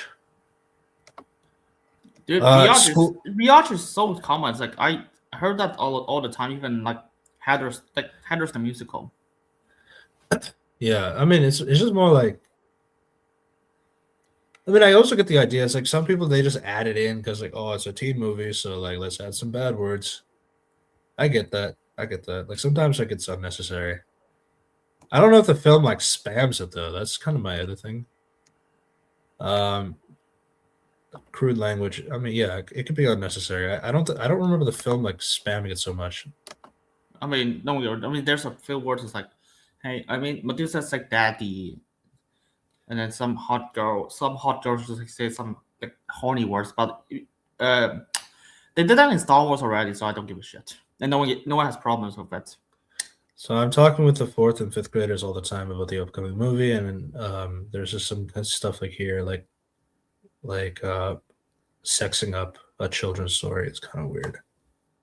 But again, like I kind of get what he's saying. It's just that the issues came more towards the, the lack of understanding. I don't give a shit about sex up, to be honest. Well, like legit, if you okay, have you seen Return of the Jedi? That's all you need to say. This is Unity. We know that. Yeah. Hey, but even that, like you just see like Return of the Jedi, like that's slave layer. No one gives a shit, and parents still bring their children to watch the films. Yeah. I don't think it makes it right though.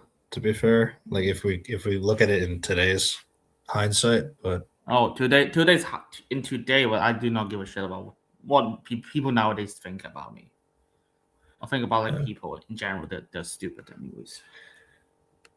Yeah, I mean, again, I would always follow the book and then make changes that make sense to the source material or anything like that. That's just generally how I would operate. But here, this is his biggest point: the structure. I have no problems with the changes for the sake of streamlining. I also understand that the limit of number of sets to stay within the budget. The script does this well in many places. You cut out the Oracle at Delphi. What Oracle? What Oracle? Well, it's not in this movie. It's in the second movie. I'm gonna be honest. I don't even remember what the fuck is Oracle, even after I watch the show. Even the dream sequence. That's the thing that Percy talks to like that zombie-looking thing, and it gives him like, it shows like the green gas of like his stepfather saying you're gonna go west. What you mean that shitty exposition scene? The Oracle. Okay, so the Oracle, the way that it works is like it gives you the quest of what you're supposed to be doing. Like what is your quest message mission? Jesus Christ! That they spent 2 minutes in that scene in the show. I mean, it's not a long thing in the book either. It's not. It's a short thing. I'm just saying, for the sake of this conversation, you cut out the Oracle at Delphi, Dionysus, the search for Pan, Clarice. I can go on and on, but those changes. The search for Pan. Oh God, I don't remember any of that shit. Okay, so the thing is like those are in the show, but like I don't think the show does like that much with them. I don't even remember who's Pan. Okay, yeah. So Pan is like Grover, like that's the reason why he wants to be on the quest to get his searcher's license so that he will get the permission to search for Pan. Pan is like a Oh my god god. of nature. Wait, what? Okay, fine. So it's like again, I get that. I just don't think the show has really done a lot to justify. Okay, we included the Delphi, Oracle of Delphi. We included Dionysus. We included the search for Pan. We included Clarice. What's funny is that a lot of these things are added into the second movie because they did hear his criticism and they did add things into the second film. So it's kind of weird. It was like when I saw this, I'll be like, when I watched the second movie, it's like they clearly care about it. It's like they're just too late to change anything now. Yeah. Oh, I mean, to be fair, if I try to streamline the book into a film, I'll be like, yeah, I'll probably cut out Clarice as well. Like legit, all she is just like an asshole in the camp. Yeah, yeah. So that's all. I was like, the search for Pam was like, to be fair, they replaced it with the search for wanting horn. So I was like, yeah, fine. I mean, this is fine. Dionysus, yeah, it's fine. Yeah. And then what's also a thing is like in the movie too, like Dionysus, they do like include they include the part where he puts the wine into the cup and like it turns into water, and it's like, and then his joke is like, the Christians, they have a god who can do the opposite, and that's a good god. So that was kind of funny.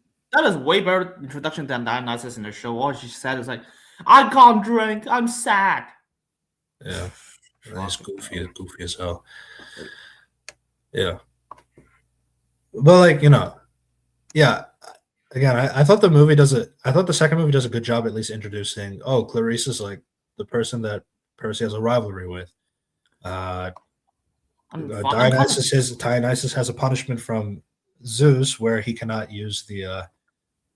drink wine. The god of wines is being punished and all that stuff. So it's like, it does like these things in like just a small amount of time, but like it still at least establishes the characterizations of these people.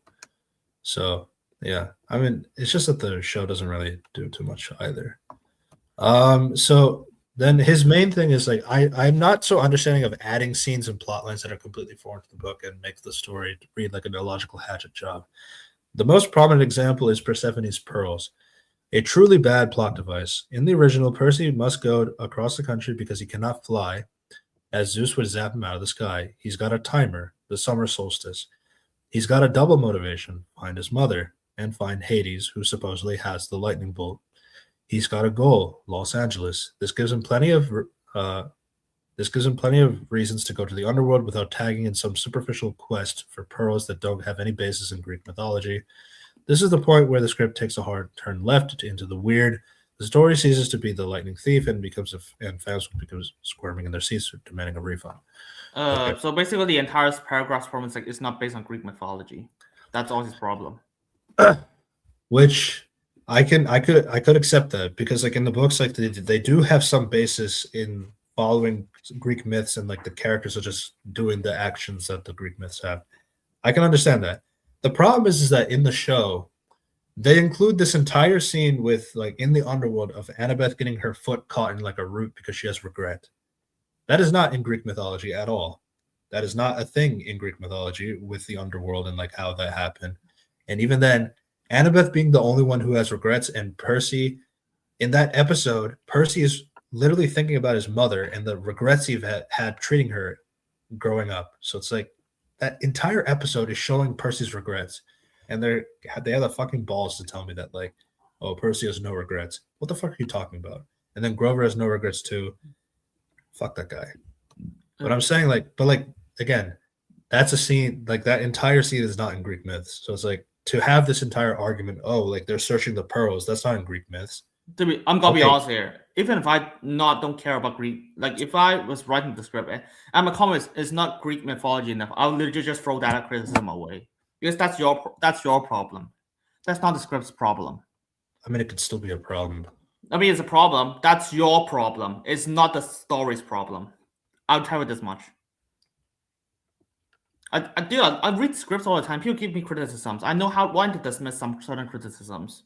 But I'm saying, like, if you understand the basis of like why that's a criticism, though, like as to like, I mean, to be fair, he gives examples of like what was in the book, especially there, and like what was the issue with that. I mean, you could say I don't care all you want, but like there is a reasoning as to why it doesn't make sense. But my issue is like the thing is like he addresses earlier that like I have no problems with changes for the sake of streamlining. That is the first sentence of this paragraph. I have no problems with changes for the sake of streamlining. The thing is, Persephone's pearls, he's treating it like, oh, this is another quest, but it's not. It's actually streamlining the plot because, like, again, in the book, they happen to go to the archway, the Medusa's thing, the Lotus Casino. They happen to go to these places by accident in the books because that's kind of based on Greek mythology of how Greek myths have the characters happen upon the monsters that approach them. That's how it worked. But in the show, it's like, or in the movie, it's like it's trying to give a reasoning as to why to go to these locations with some explanation, without it feeling like, oh, it was a random coincidence. I understand that, but like that's kind of the problem. It's like the pearls, like he's taking it more literally in terms of like Persephone's pearls. Is like, okay, these objects that we're looking for. No.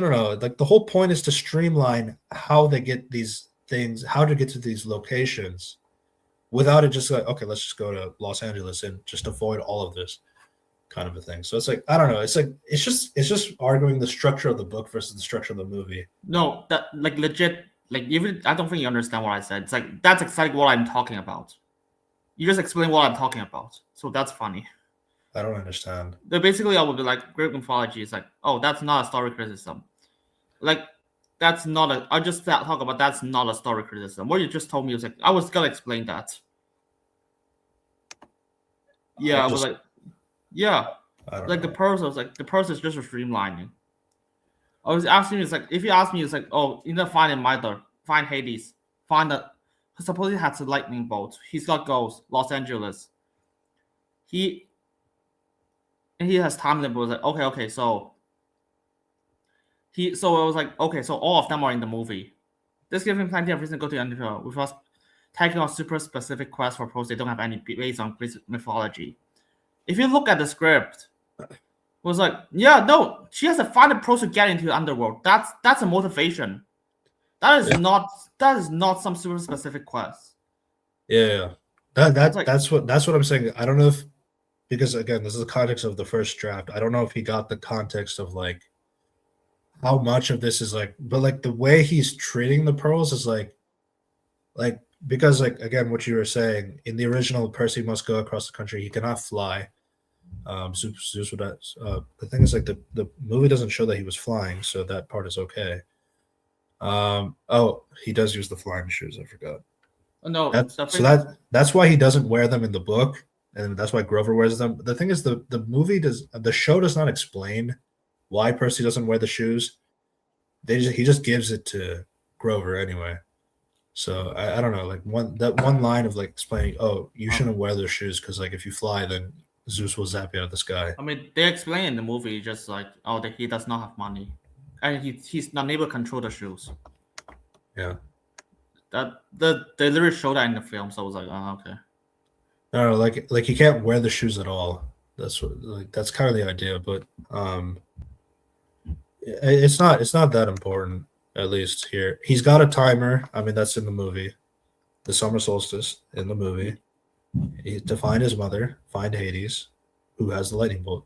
That's all in the movie. And he's got the goal, go to Los Angeles. Gives him plenty of reason to go to the underworld without.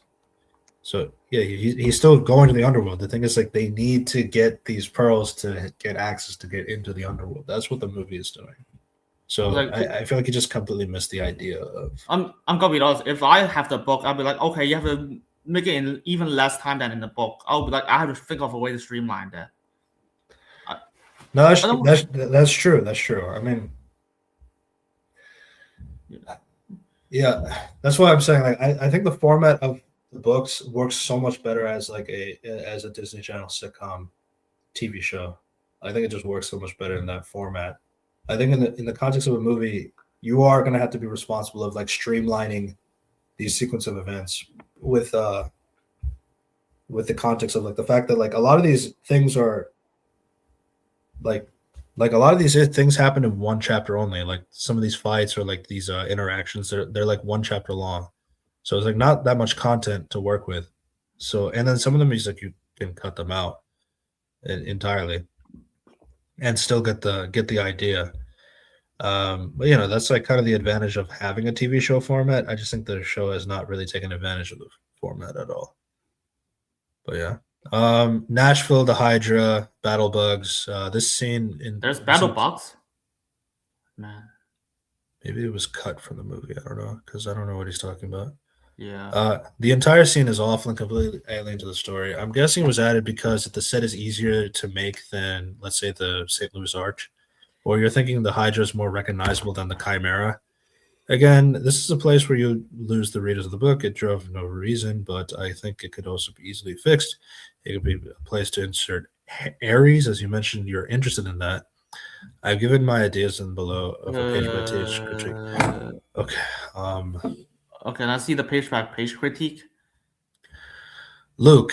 In the original, Luke is a rival for Annabeth's affections. He's older, good-looking, cool, and suave, with a important backstory. In the script, Luke has this sniveling little slime ball. It takes away the great source of romantic tension, makes it too obvious that Luke is the villain, destroys the series storyline, which Luke becomes Percy's archenemy and eventually morphs into Kronos, and makes the script and ending anticlimactic. I don't think it's a bad idea to have a fight with Luke at the end, though I still don't think it's nearly as exciting as a fight with Ares.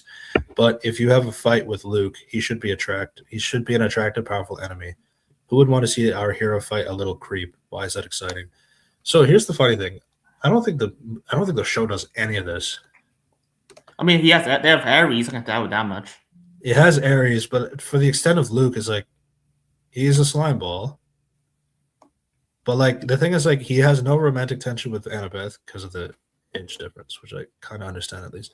Makes it too obvious that Luke's the villain. I think the problem is like the book, the show does not really do anything like that. It's just kind of weird. It just says Percy explaining. Not even the movie that I was like, Luke is a villain in the movie. I was like, I don't think so. He only appears in the camp scene. He did not have anything to do afterwards. He just had charisma. Destroys the series storyline plotline where, okay, so that's a little bit more specific. I can't really get into that. Makes it I mean, I don't know. Persephone is a Deus Ex Machina. She has no part in the original. Adds a patch of a storyline that no longer makes sense. The ending now, Grover getting out of the underworld off stage, has no tension and no believability. I would strongly encourage you to restore the mystery of the original plot. Percy believes Hades has the lightning bolt, and he discovers along the way that it cannot be true, which leads him to the realization that they have been played by Ares. Again, I put my specific suggestion below. Okay. I don't. The thing is, how long is the film again? An hour and a half? I think it's 2 hours. Yeah, it's hard. If you look at the structure in the bulk, I'll probably have a problem with like, oh wait, there's you have to fight Ares separately, and then you have to fight Luke separately. And then, so and then you have to be fair, Percy doesn't fight Luke in the book. He's just kind of like blindsided by him and all this stuff. He poisons him with like a scorpion and all that stuff while he explains like why he did what he did, that kind of thing. But like with the thing with Ares, like Ares was supposed to show up in the diner, which is funny because like the movie does have the diner scene, it just doesn't have Ares in it. Which is I also kind of get it too. Is like to introduce another antagonist into the movie is just it would be kind of too much. I mean, it's also gonna be so obvious he's still gonna be the villain. Yeah. So I mean, like the show season 1 had this kind of stuff, but like I just don't think it put a lot of weight into these things either. Like it's just like, oh, we did it because the movie didn't do it, and that's it. Like it didn't. I don't know. It didn't take too much to like make it important. Like, why is it important that it got to be this way? Yeah, I mean, to be honest, I think the movie works fine without Ares. I mean, only Yeah. fine, just like they have a streamline. It's like I can get it. I don't think Yeah. Luke is bad villain. I just think he's just underused. Yeah.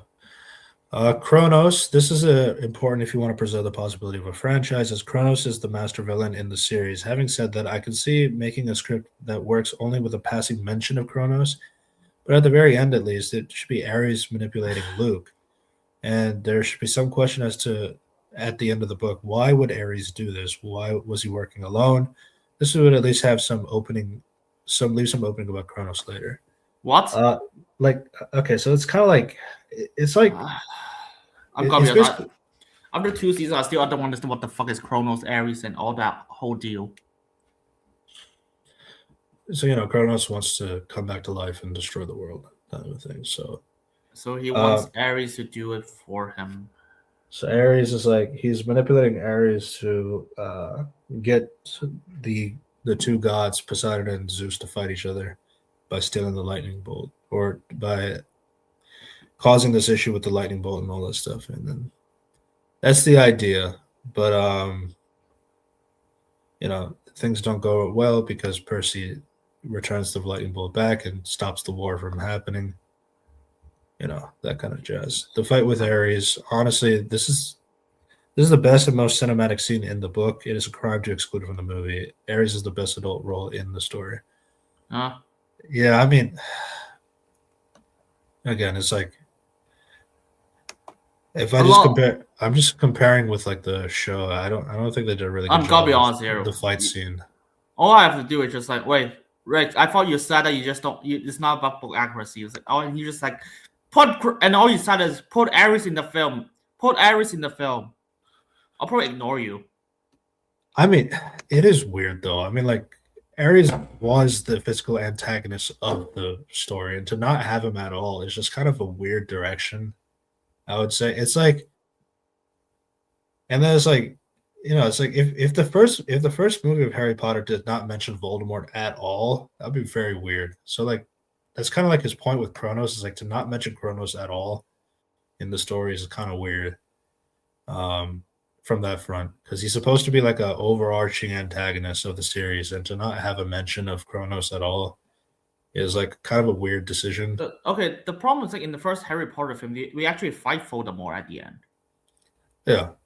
So, but in the second film, we actually fight Voldemort as a ghost. I'm not even sure what that is. In the third film, Voldemort is not even mentioned at all. Yeah, I mean that's true, but like at that point he knows Voldemort, so it's like that's kind of important, like an overarching antagonist that's going to be there. Like the point about Kronos is like the overarching antagonist of the books. It's like to not have any mention of him is kind of weird. Like he was saying, like I can get it if you want to do it in passing, but like you still want to kind of give an idea that this is going to be a franchise, so like. This is something to look out for in the later movies, kind of a thing. It's more about scope, and again, maybe this is a problem with the first draft, like not really catching that. Maybe they didn't set up enough of that, and like that's something you can fix. I mean, including Ares is another thing. Is a different issue, in terms of like, well, yeah, I mean, he is the physical antagonist of the first book, so it's like to completely cut him out, you're kind of like already kind of limiting yourself. Of like, okay, now what do we do? I guess we can make Luke more of the bad guy, whereas in the book it's more subdued until the end of it, at the ending. So, like it's more like I understand where it's coming from. I think the problem is like with Ares as well is like cutting him out. He didn't really have to do much as a whole, and like if you add him in, it's like you have to add more to what they got. So it's like I don't know, you're kind of limited based off of these things too. Again, like what you were saying is like just to add Ares is like that's not going to solve the problem if that's your only problem. Yeah, because you still have to like make sure you justify why he's there. I mean, and also if you're asking me, it's like if I judge the script in isolation, it's like you have to mention Kronos because he's gonna be important in future films. I'll be like, I'll probably like, okay, so that's not a problem in this film. and you just I can just name drop Kronos anytime you want. It's like, do you know Kronos is the big bad of this, the dad of Zeus? Well, that's not what it is. It's like he like with Luke. The thing is, like, Luke is being manipulated, but like that's where they discovered like Luke is being manipulated by Kronos in particular, or Kronos had a manipulation over Ares and all this stuff. So it's like, I guess it's more like kind of like a satisfaction of like understanding like, oh, this is why Luke is bad. Because I think both the movie and the show, they both don't really talk about Luke's overall conflict of like, I mean, yeah, like his biggest issue is like, oh, like my dad did not really care about me, and like I also don't like the gods because they think they're better than us, and like they feel like they can have all these like they feel like the world is like great as it is while they continue to sit and ignore us and all this stuff. So it's like you get the idea of what they're feeling. I just think like one thing that's missing for Luke is like how exactly does he play a part into the story, and then like how does that manipulation from Kronos and like the help of Ares and like how do they like influence like a lot of his decisions that he does. Again, it's like it's more of like, yeah, there's some of the meat is missing from the original into like into Luke's character, but at the same time it's like I think the movie is still like, again, this kind of goes back to like what Rick was saying. He does the film does have a spirit of the books in it. Like to say that it has none of it is like just not correct at the end of the day. Jesus Christ, this is But- yeah. I don't think Kronos really adds anything. You can literally just mention him in the second film, and it would just be fine. If you ask me, it's like Thanos. Thanos is not mentioned in Iron Man at all. I mean, books are different. But it's fine. Yeah, I don't know. I would just adapt. I would just adapt differently from both properties. Then the other issue he has is that, okay, this is the funny thing for me, the writing. The dialogue needs to sparkle. I like to see it be fresh and original and funny. Right now, there's some good areas, but it's mostly flat, tired, and uninspired. It's certainly not funny. I'm not expecting lines to be lifted from the book verbatim, but it would be nice if they resembled the source material in at least tone and spirit. One thing that defines Percy is a sense of humor. He doesn't have one in the script. When Fox first acquired the book, I was told that one of the selling. I don't think it's Fox. Just redact the name, so don't mention it. Okay. Yeah. I'm sure it is Fox. When they first acquired the book, I was told one of the main. Oh, I see what you mean. Yeah. When they can't name, mention, but yeah, the redacted name. Because it could be Chris Columbus or anybody else. No, it could be just be one of the execs from Warner Brothers, from Fox. They can't mention. True. Yeah. I was told that one of the main selling points was the humor. So then, why do we want to settle with for a script that is completely devoid of the story? Really? Really? He tells a lot of jokes in the film. What is he on about? I was like, hey. No.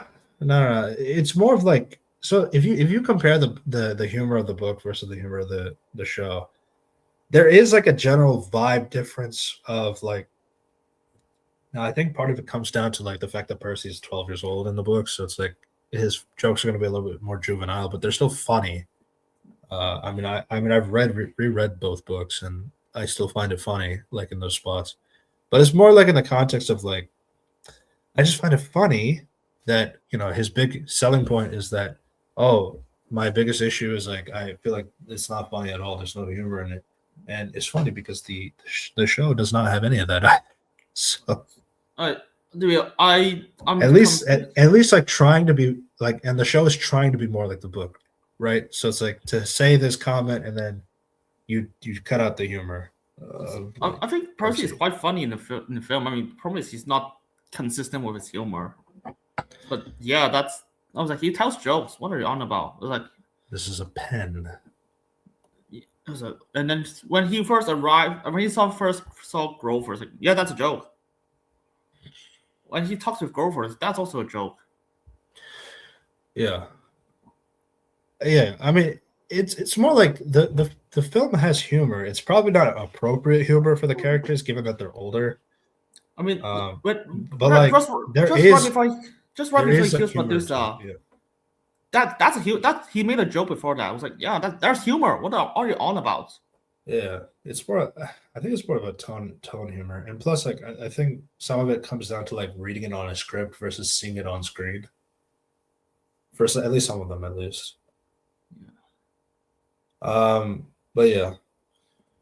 There's no harm. Yeah, I'm just saying what's funny about that paragraph is like, the show has no humor, so I don't know There is no heart or soul to the story. The only one seems to be sex. Will Annabeth and Percy get together? That's not enough, and it's not done very well. I mean, to be fair, I don't think people like them either. So No, I don't like them either, but like so here's his main point for Percy. He should doubt himself. He's conflicted about his father. He shows resentment towards the gods and his dad, but he finally has a recollection and realizes that he is different than Luke. He can rise above his anger and become a hero, accept his parents even if they're not perfect. There needs to be a message here about what it takes to become a hero. There's only the tiniest hint of this in the script, but it's not as powerful enough. On the romantic front, Percy is attracted to Annabeth, but she also intimidates and annoys him at times. He's not completely driven by hormones to get the girl, as he is in the script. Their relationship needs to be a bit more nuanced. it's weird because if you look at the film, I'll be like, yeah, okay, to be fine. I don't see the father aspect enough. It is there, but like it's fine. But but if you ask me, is his motivation just I want to fuck Annabeth? I'll be like, no. No, I don't think so. I think that's kind of. I think one of the things. Oh, don't get me wrong. I understand how Rick wrote this, because when you're so attached to something and you have someone else write you, it's hard not to see the problems in this. I received those criticisms before. The thing is, like, you have to understand some of them are just your personal feelings, and if someone else who has a more 3D feel about it saw this, someone can also tell it's just your feelings. Writers are not stupid.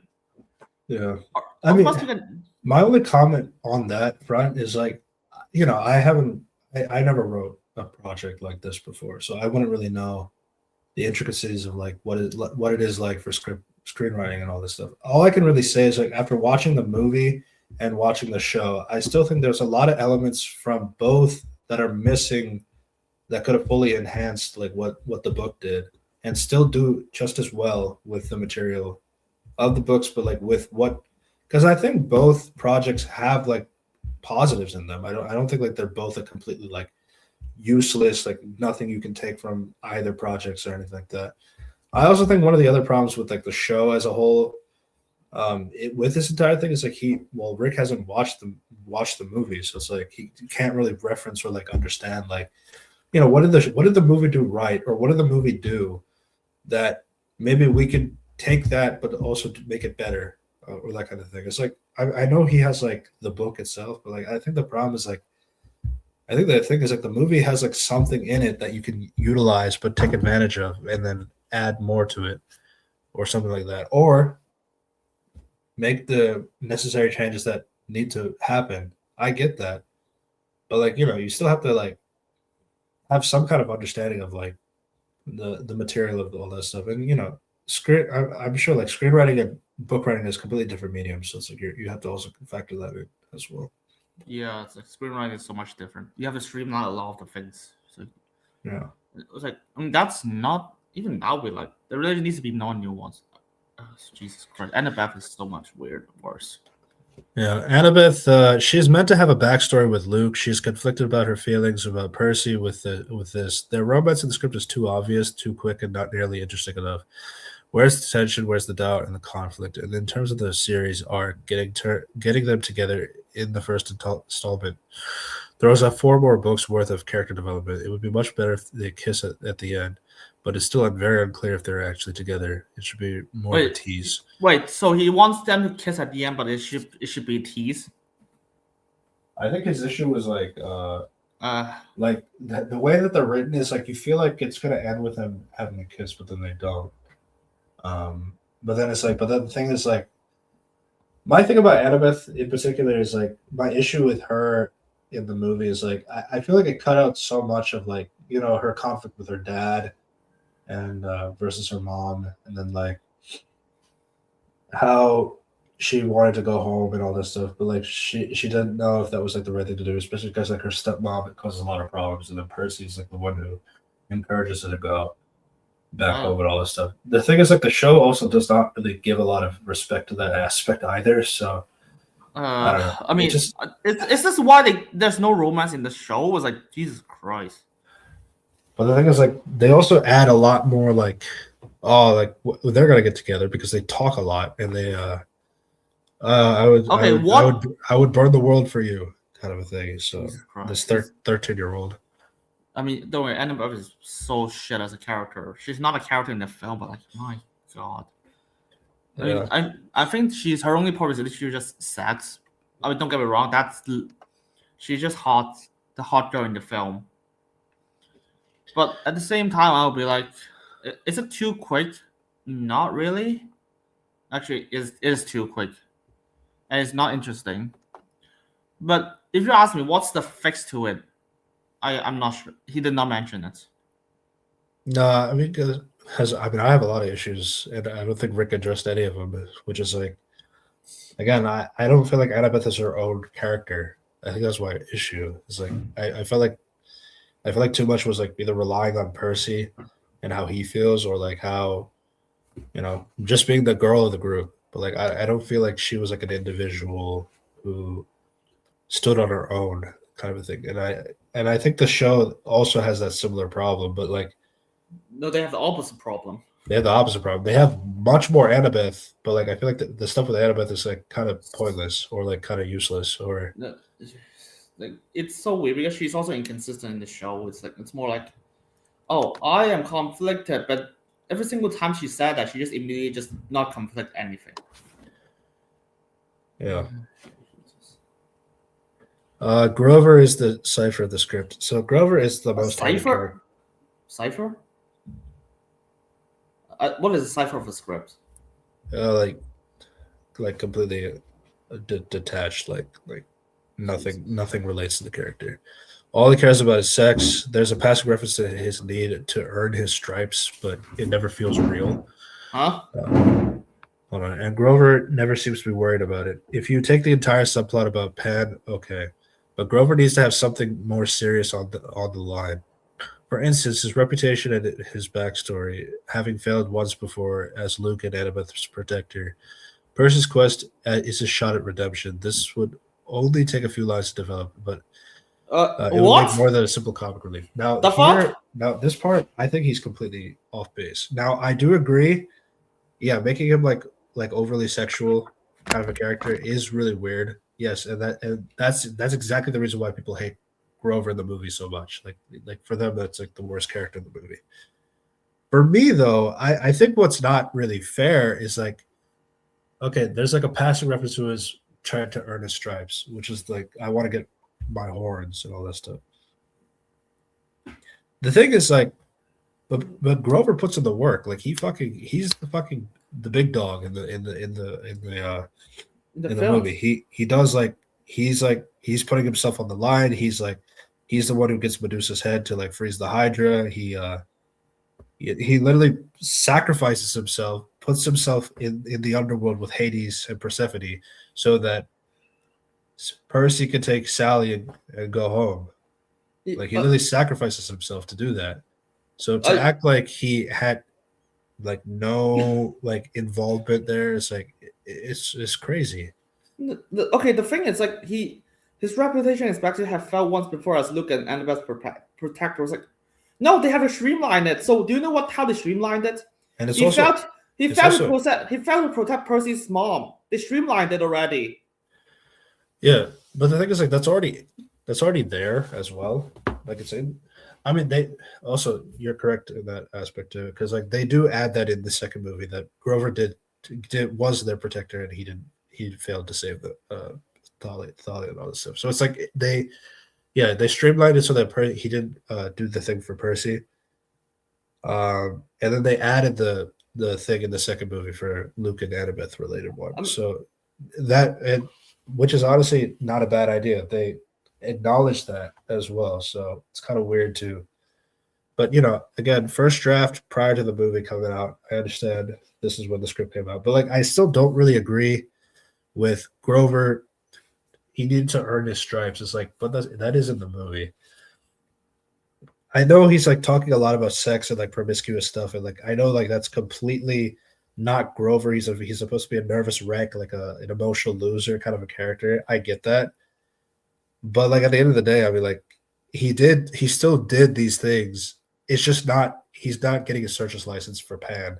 That's the only difference, really. He's just getting his horns. I'm gonna be honest. Do you know how all three characters read? Like he just hates the fact that his character got sexed up. That's it. I mean, that's true. And I think it's only fair because, like, given that the age the character's up to 16, 17 years old. So, like, I get that. And that's an overall problem. But even then, is like, I still feel like, but the thing is, like, the vibe of the character is still there, at least for Grover. And Percy to a most of degree. Annabeth is, but, like, yeah. It's like, dude, it's like, to be honest, it's like, whenever I read script, like, don't worry, I love listening to criticism. So like, you just have to learn what to not listen to. When all I heard is like, I just do not like that my character got sexed up. It's to me, and I'm gonna be honest, it's also easy to tell the intent of the person who wrote the criticism. All I have to do is just talk to them for a few times, and then it's like, and then if they agree with, if they agree with the most simple thing that they have a major problem with, and they're like, I'm gonna fix this little thing. Are you happy with it? It's like, yeah. But like, you can just throw all of them out of the window. You can just throw all their criticism out of the window because they're clearly just acting in emotion. I mean, I still have problems too. I don't like Grover being like the sexed up guy. I do agree with it, but I'm not going to say that he has nothing to him. Like that's kind of like my whole point. Like for example, now I'm going to tackle this based on how Grover was characterized in the show. So yeah, he's not the sexual character anymore. Okay, fine. There's a passing reference about earning his stripes. The thing is, like, he doesn't mention that he wants to go and get a searcher's license to search for Pan. He doesn't mention that until episode 4, which is something he would have mentioned much earlier in the story, which is what happened in the book. But if I ignore that too, Grover doesn't have any regrets about like anything. He doesn't feel bad about anything. He didn't feel like the thing is, like, Percy asked Grover to come with him. Grover didn't like demand, can I go on the quest with you? I need to get my searcher's license kind of thing. He doesn't fucking care. He doesn't fucking care. And then and the worst part about it is like he's just like loitering around, like being a goofball. And then he suddenly gets his reward of getting a searcher's license. He didn't do fucking shit. He didn't do anything. He just got what he wanted, and he didn't put any work in. At least like Grover in the movie, I know it's not accurate, but like at least he had a failure. He needed to overcome that failure, and then he needed to get what he wanted so that he can be a proper satyr, that kind of thing, like a junior protector or whatever. That sense of element of like Grover getting something after failing is the important thing. Grover in the show, he doesn't feel like he failed anything. He feels like he just he got what he wants, but then so I can get more, sure. But like I don't feel like he did anything either. Like it's like I guess we'll reward the character even though he did nothing. It's like that kind of thing. It's like I don't know. And again, I know this is a movie that came out in 2010. We're talking about a show that came out in 2023. But even then, it's like the easiest comparison is I feel like Grover did not earn anything, and it also felt like it didn't matter in the end either. So that's why it makes no sense. It's so weird to read this because now read this on hindsight, or if you read this with a brain, you will find out like, well, you actually did not really say anything. Yeah, I mean, he's describing stuff in the books. It's like that's fine and all, but like you have to also explain what is the problem with the show or the movie, and like why this thing in the book is better than what they're doing right now. It's why I just tell people, if you criticize my work, use my work to criticize my work. That's all you need to do. Do not start with I believe, because I'll literally just dismiss it, because you're not, because it's like, even if it's right, it will not matter that much. If you find my comments have merits, I'd like to. I would be happy to revise the script myself, which you can then take or leave as you please. I could do this without changing a number of the scenes or the length of the script, and if necessary, I will set everything aside to turn this around quickly. My main focus would be freshening up the dialogue, adding Percy's brand of humor, and trying to tighten up the logic of the plot while also keeping it simple. Note that my rough suggestions for substitute lines below that are just rough. I would take care to make the wording punchier, making it more economical, and at the very least, please address my concerns and get another writer who actually read the books and can make the necessary changes. But at this point, I don't really trust anyone but myself to do it correctly. If the script goes forward in its present form, I don't need to be the Oracle of Delphi to foresee what will happen. You will lose the fans of the series 100%, but more importantly, the script will fail to impress even regular moviegoers who haven't read the books. The movie will become another statistic in a long line of failed movies badly adapted from children's books. No one wants that, and a year from now, I would really prefer not to say, I told you so. I mean, that last line goes hard if you're, like, a kid. But, I mean, the thing is, like, what's unfortunate is, like, he ended up being correct in terms of, like, yeah, the movie is a statistic for another failed bad adaptation of a children's book. In the end, given that the whole franchise is gone. And then this is followed by 12 pages of notes. Going through the script line by line, they did not accept my offer to rework the script. Yeah, so these parentheses here, like, he's basically giving, like, additional, he's, like, breaking the fourth wall to, like, explain some things. But, like, we're only limited to, like, what he wrote on his blog at the time. Yeah, so to be honest, I want to look at the script line by line. Let's be honest. I don't want to do that. No, I mean the thing is they could not, because Rick did not show them.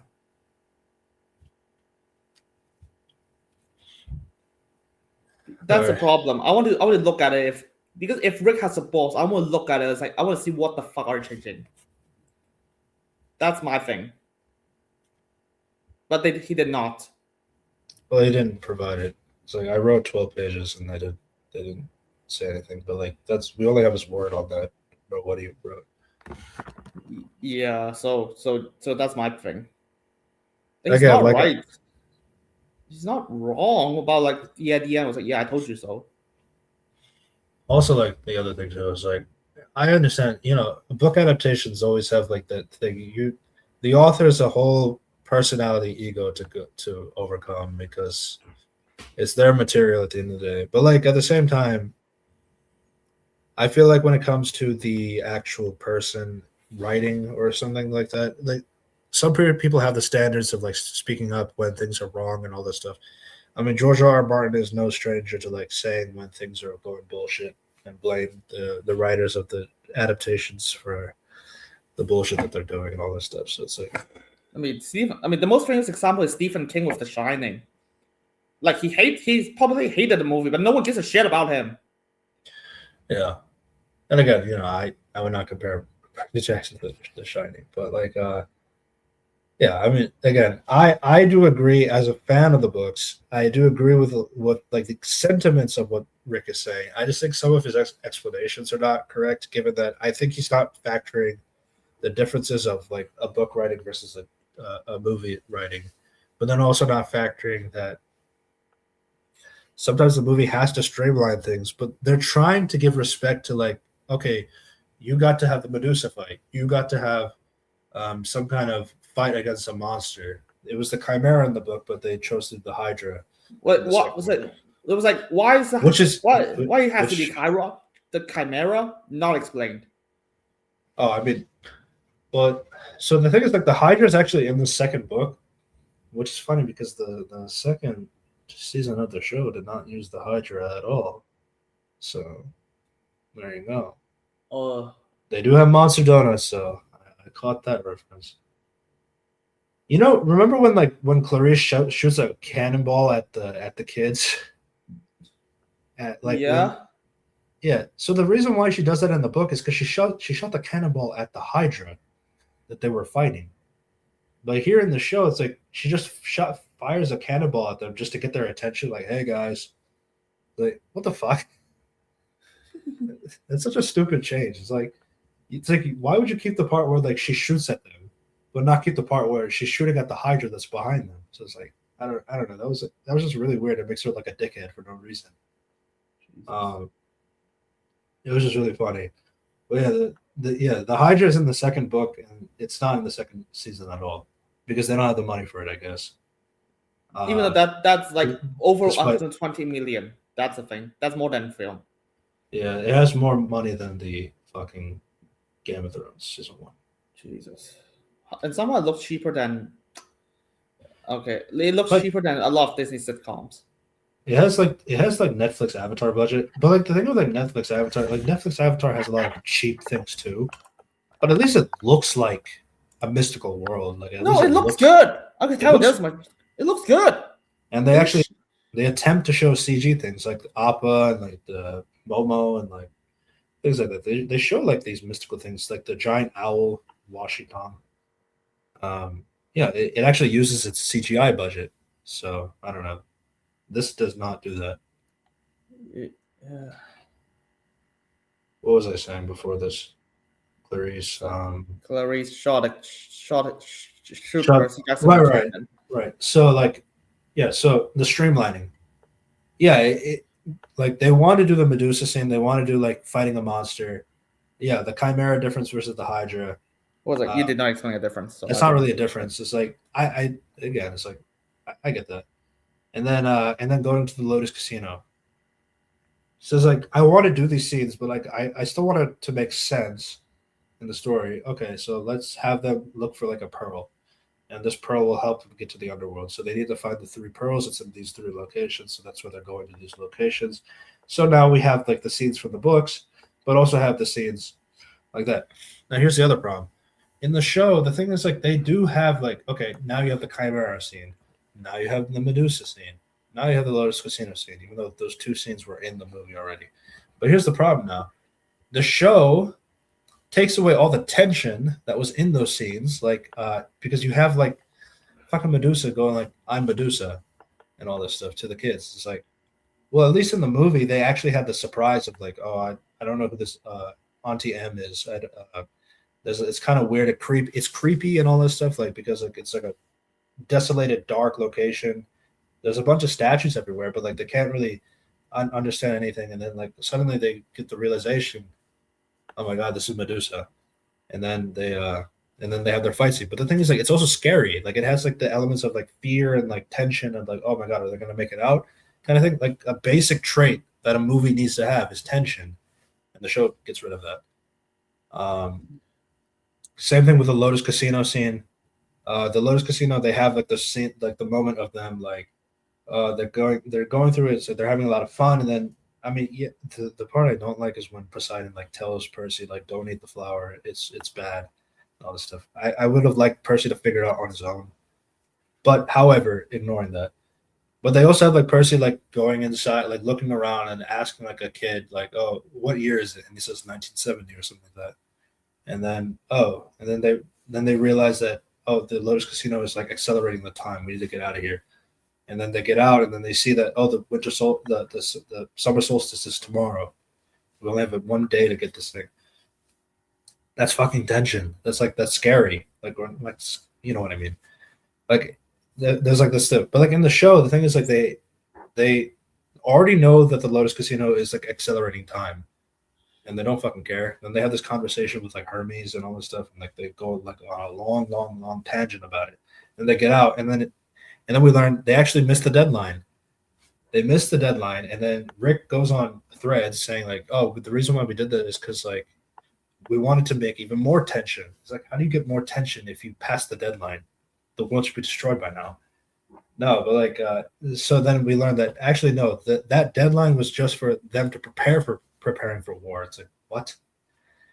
And that's like the biggest example to me. It's like you clearly don't give a fuck about what you're doing. and you're just like going through the sequence of events is like, I mean, it happened in the book, so that's fine. But it didn't happen this way. It didn't happen this way, and that's kind of my biggest issue. Is like a lot of it is set dressing. That's my summary. Yeah, at the very least, this letter ended. I don't want to read all his bullshit. My God. Yeah, I mean, I think the only thing he's right about is like Percy. It's like, yeah, she's a Deus Ex Machina. Yeah, and plus, like if we use like Greek myth like logic, Persephone should not even be there because it's the summertime. Persephone only goes in the winter. That's the idea that's what explains why it gets cold and like all that stuff and snow because Persephone is in the underworld at this point. So it's character criticism being sexed up. I'm gonna be honest, that's not a character criticism. You just criticize. That's a tidbit. Yeah, I mean, the ultimate issue is overall, but that kind of goes back to his original problem. I don't like the characters being older than they should be. And I was Which like, and then he has problems with I don't mind being streamlined, and all the problems just they're streamlined. Yeah, that's pretty much it. I mean, not much else to say. Again, I'm gonna do more of a proper breakdown of season 2 on my channel at least. But yeah, I'm gonna be honest here. Well, if I'm the writer of the movie and I saw this letter, I'll be like, okay, fine, I'll probably agree with this, but I can throw everything else away. Yeah, that's my takeaway. So, what do you want to do? And then we got Fallout and Iron Lung. Okay. All So right. Have you seen Fallout? I've seen most of it. Yeah. I've seen all of season 1. I did not like it. Yep. What about season 2? I mean, it's still shit. So, yeah. but I feel like when it comes to this discussion, at least, Fallout is like one of those examples of is another one of those examples of actually the show is set in the canon of the video games. So there you go. And so from what I understand, we both don't play Fallout. No, I saw it, and everyone hates how they portray Mr. House. Yeah, Mr. House is supposed to be like this kind of like character who is capitalism basically, but basically. I mean, don't get me wrong. He's rich, egotistical. But the point of him in the game is like he's also smart and like he actually cares about people. Yeah, and then in the first scene of the second season, just like blows up a guy's head because it's funny. Yeah, that was like, what the fuck, man. Well, like the thing is, if you tell me this is like okay, it's a different continuity, I'll be like, oh, fine. But if you tell me this is the same game person, I'm like, fuck off. Yeah, but it's in canon though. Who the fuck wrote this shit? Who approved this? Oh right, it's Tom Howard. Honestly, the only discussion I really saw is just like, oh my god, they put like AI filters on Ella Purnell's ass. What? That's about it.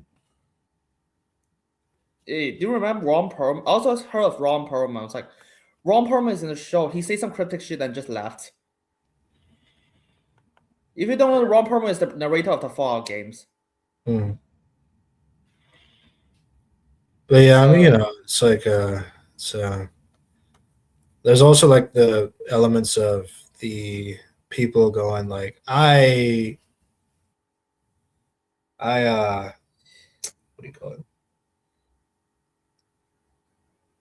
Oh, like my favorite games are Fallout 3, 4, and New Vegas and all that stuff. And then it's like, oh, you're not supposed to say your biases. And then you have like the creator going like, yeah, we wanted to make the characters dumb. Yeah, I can really tell. I love the part that was like most of the subplots don't even amount to anything. Like it feels more like setting up the next season. What's the point Yeah. of the Brotherhood of Steel? You can just cut that out. It's like, oh, just to set up the giant robot at the end of the next season. Also, like, there's like this whole like thing with the format. Like, Fallout is supposed to be set like after a desolate destruction, post-apocalyptic world, and there's like so many like flashbacks of like the world prior to it. It's just kind of weird. And then there's like the complete inconsistencies of like the radiation poisoning and how the people are outside, and you know Lucy's Yeah. a bubbly girl, but like also not, but then also is. Yeah, I mean the thing is like they clearly just want You got Ella to be like funny, but like but at the time she has to be depressed. They can't balance it. The thing that surprised me is that Rico from Hannah Montana is like a main That I haven't seen him in years. yeah, that's a funny that's interesting because in this season he does fuck all. Like legit, they just have him like defeat the head of the Photag, capture a bunch of people, and then he just decided to like, oh, they're going to go outside, and then they found out he's full of shit, and then so they kidnap him, and then those people actually kill themselves, and he just saved a girl. That's it. The funniest thing in season 1 is still that the scene of the scientist who's like running with the dog, like really slowly, but like it's like the machine gun is firing at them, and it's like still like, oh, check cover from the rain kind of a thing. It's like, oh. Remember the Enclave, which has the machine gun scene, is supposed to be a film of season 3.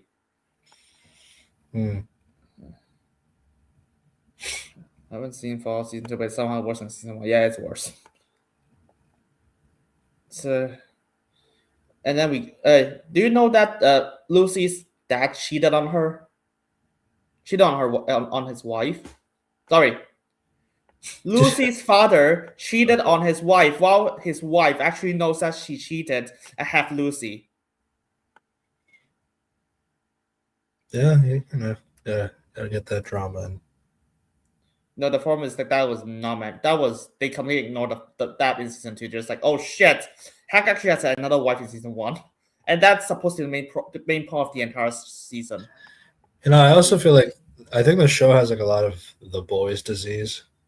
Well, because it's from Amazon, and yeah, the greatest the boys also is in this as well. Let's get a bunch of random gore and blood because that's kind of spooky. Even though it makes shitty jokes. Like, do you know Thaddeus is now a child slaver? Yeah, and then also the other thing is like the big thing about that is like, the satire. It's making fun of itself. It's not supposed to take it so seriously. Then it takes itself too seriously as well. So I don't know. Oh, the tone is very inconsistent. It's like, oh, I don't even know what are the writers thinking when they made the show. They added a lot more subplots for no reason, and they go nowhere. No, they go. What they did is just set up for the next season. It has no impact on its own. Will it have a next? Will it have a next season? Yeah, they're filming the next season already. My God. Basically, like the subplot with the girl was like, she's Canadian. It turns out she's working for Enclave, and that's the whole point of the entire subplot. Set up for the next season. That was funny. Oh my God, she's Canadian. Oh man. Again, like both of us don't really know the games like that, so don't have that much of a comparison. I know like New Vegas is a very popular game, from what I understand. I think everyone thinks it's the best Fallout game, New Vegas. But it's also like controversial with the company, I think, because like for some reason they don't like it. Oh, because here's the thing: the audience do not like their games, but people like the game. But everyone likes the game that people They just licensed it to the other company. That's New Vegas. That's why they don't like it. Yeah, because like I know that what I heard is like, I mean, their conversations about New Vegas is that the game has like multiple endings, depending on how you play the game or something like that. And then the show did not commit to any of them being canon, so it just does its own thing. And that is 15 years after New Vegas. And it's set, 15 years after New Vegas. So, what can we do? Yeah, really, ultimately, the only thing that people talk about is Walter Goggins as the ghoul. Everyone just like, oh my god, episode 5 is a great episode because Walter Goggins has a second about Lucy, his close friend. What? When is his close friend? You mean the close friend that Lucy literally tried to backstab, trying to get him killed? Yeah. And the show is afraid of saying the fault was China. But they have Chinese people. But they have Chinese people in the show though. Yeah, no, I mean like the reason why the apocalypse happened is like the America and China got into a nuclear war, that kind of stuff. But like the thing is like they don't do that in the show because you can't offend the Chinese or whatever. Yeah, so that's why. What do we also have? The people mostly talk about Mr. House, which I'm gonna be honest, because Mr. House is probably a lot of people think it's like he's like one of the best, if not the best character of the entire like franchise. On this show. No, the guy he's just a moron. And then also I think everyone hates the fact that I saw on Twitter it's like the Caesar stuff. It's like Caesar was like, "Oh, Legion ends with me," and everyone just like, "No." The gamekeeper just told me it was like, "No, you can't. He will not do that." And everyone just jumped to the defense. Was like, "Oh, you see, how dare you? He's like he has ego." But like, dude, the point is but people in the game, people who play the game was like, he's not. Yeah, he's evil. He's stupid, but like he wants the Legion to continue. That's the point.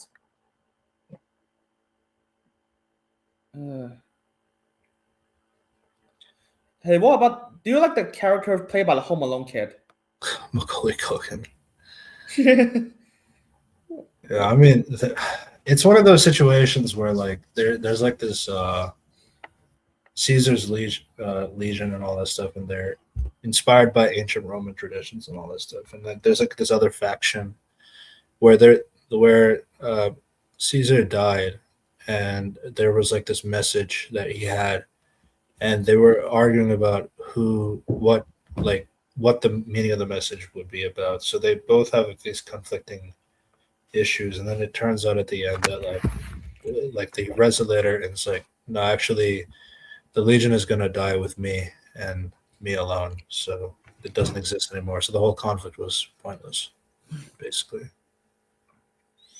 And then the entire thing just set up for season 3. They got conquer the wasteland.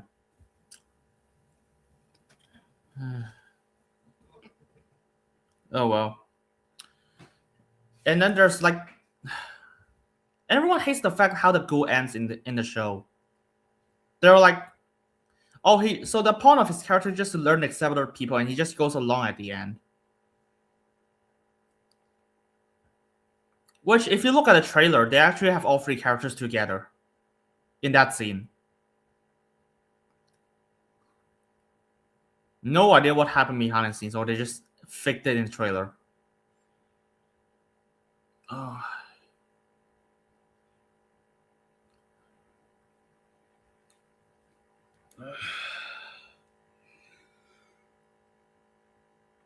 I will say that like Fallout as a entity, I never really had too much interest in terms of like, I mean, people talk about, oh, it's so great and so good, and I don't know, it's just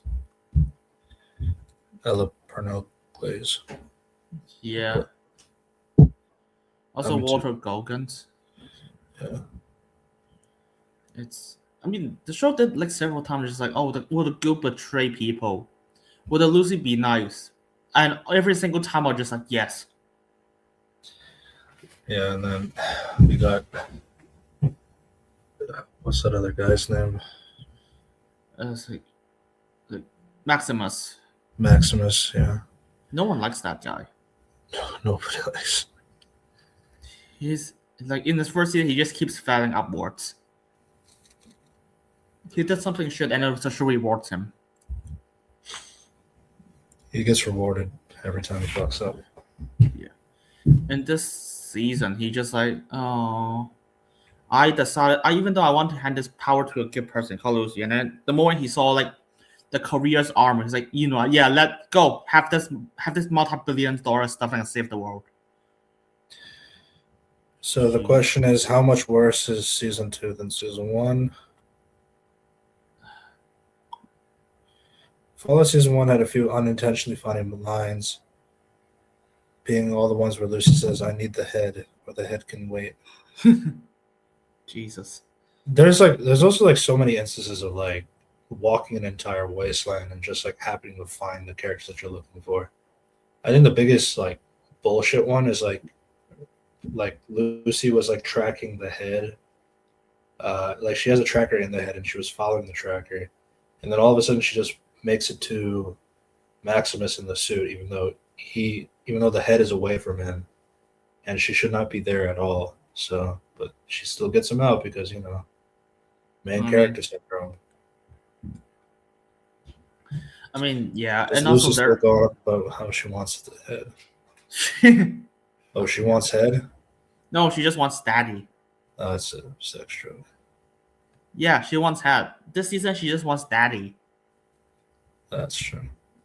But yeah, even though this season also has a lot of contrivances when it comes to meeting people. Like Thaddeus and Maximus just casually found a girl for no reason. Kyle MacLachlan's character is like, well, Kank just casually finds Lucy for no reason. What do you also have? Oh yeah, the guy from Eternals casually just dropped a random location. He was like, yeah, I found Thaddeus low. No. So yeah.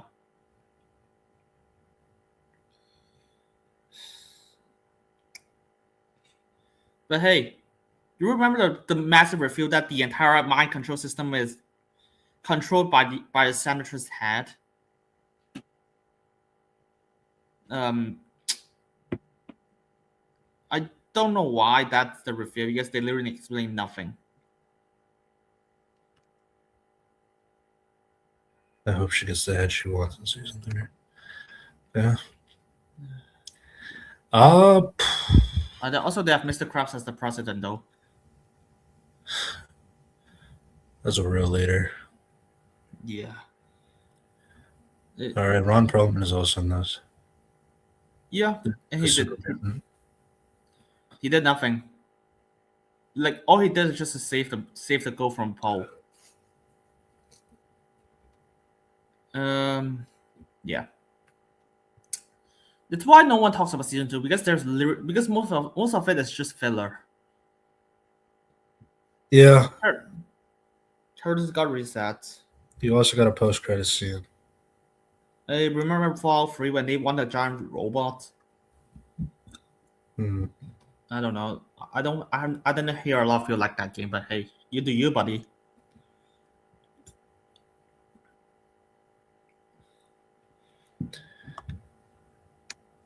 So yeah, Amazon renewed Fallout for a second season shortly after the success of the first. Returning of the showrunners, the new season expands on the scope of the series to include New Vegas and new factions from the games. That's really it in terms of pre-production.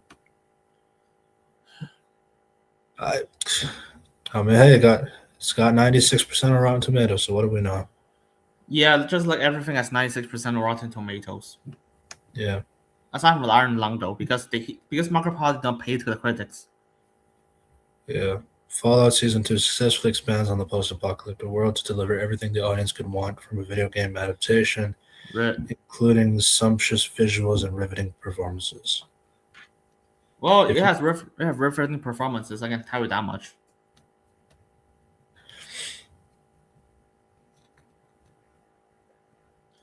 I mean, the thing is, like, no.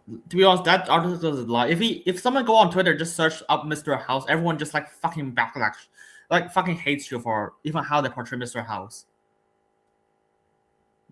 The thing is, like, the show's point is just capitalism is bad, and the most popular character in the franchise, or at least one of them, is Mr. House, a capitalist guy whose motivation is to save the world, and he comes the closest to do so. And the game actually thinks that he's actually right.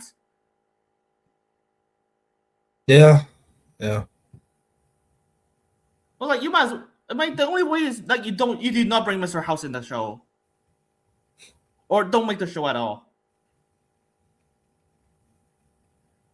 Probably don't make the show at all. Yeah.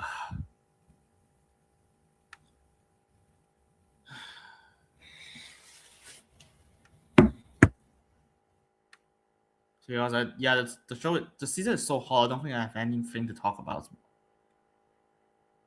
Unless you're a game fan. Yeah. You know, Amazon's got God of War next. Oh Jesus! Also, oh yeah, I forgot to mention. For our season, just stole from Agents of Shield. They stole the ending from Agents of Shield. How Kyle MacLachlan's character, at the end of the season, has to wipe his mind, and he's a father to the main character of the show. Yeah, he has to wipe his mind, just to save the world, or like so that he has a chance for peace. Oh yeah, spoilers for Agents of Shield season 2. I'll probably not remember that. I'll watch it eventually. Yeah, I mean, that's a much better show than. Okay, the first few seasons are a much better show than this.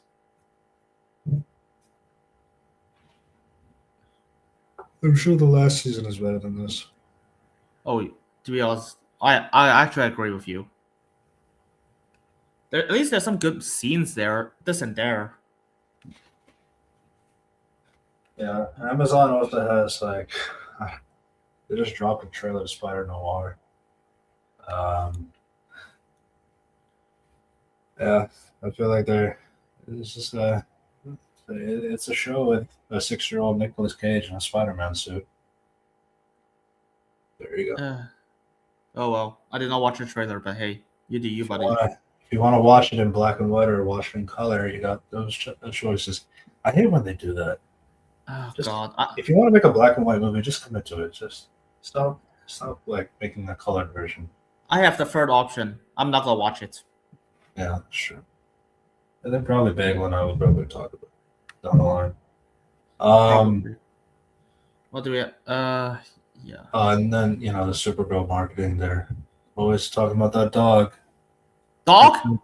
Crypto this, crypto that, God. crypto this. I'm so fucking tired of the dog. To be honest, I don't even know what the fuck is Super Bowl even doing now. It's like, hey, I just expect to say, okay, they gotta drop some trailers.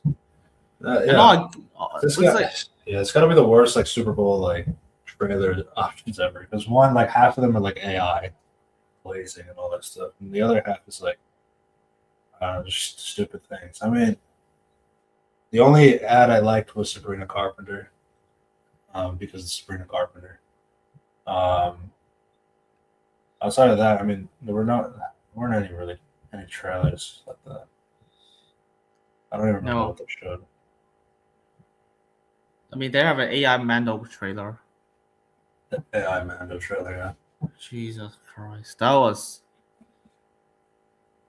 And then you got the director of the movie, like, oh yeah, by the way, Star Wars is coming back to theaters after like 5-6 years at this point, and 2019, the longer than that. 7 years. 7 years, yeah.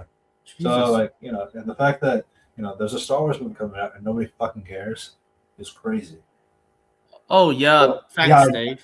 Then again, I get it's Mando and Grogu, where John Favreau's already talked about, season 4 of Mando's coming out, and you don't need to watch the movie to understand the show because it's just gonna go based off of whatever happened in season 3. I stopped watching it because like I need my sanity at this point. No, I did not watch it. I'm gonna be honest. I don't think Jon Favreau is even involved in the show anymore. Yeah, I but I will say that because like there has been a lot of like going back to season 1 of Mando. It's like, God, I miss this. I miss when the show was like this. And it's like at this point, yeah, like season 1 at least took itself a little bit more seriously. Like it had Grogu and all this stuff, but like even like, and then people are like, I missed the part where like Taika Waititi like he had like that stormtrooper like punch Grogu when he was in the back and all this stuff.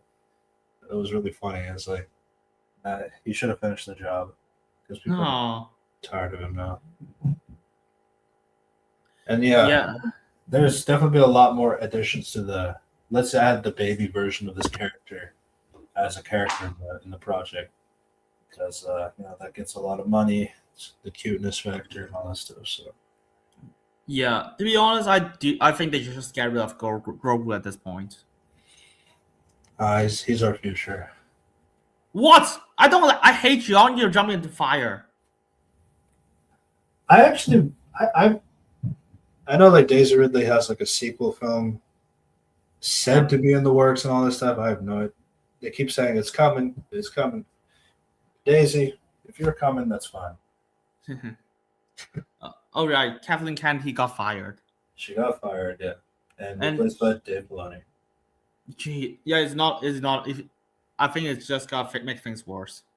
But hey, Kathleen Kennedy. Oh, no one cares because like her damage is done. She did all the damages. Like, it's Luckily, too- luckily, Andor finished before the era was over. and Before going thankfully, the Dave Filoni era. thankfully, Season 2 is supposed to be coming out at some point. yeah, and thankfully, Dave Filoni has no involvement with Andor at all.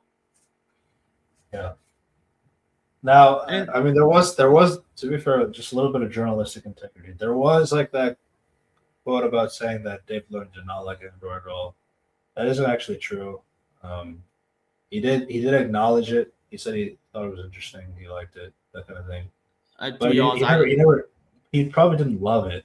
But there's no direct quote or like proof that he said he like hated the show.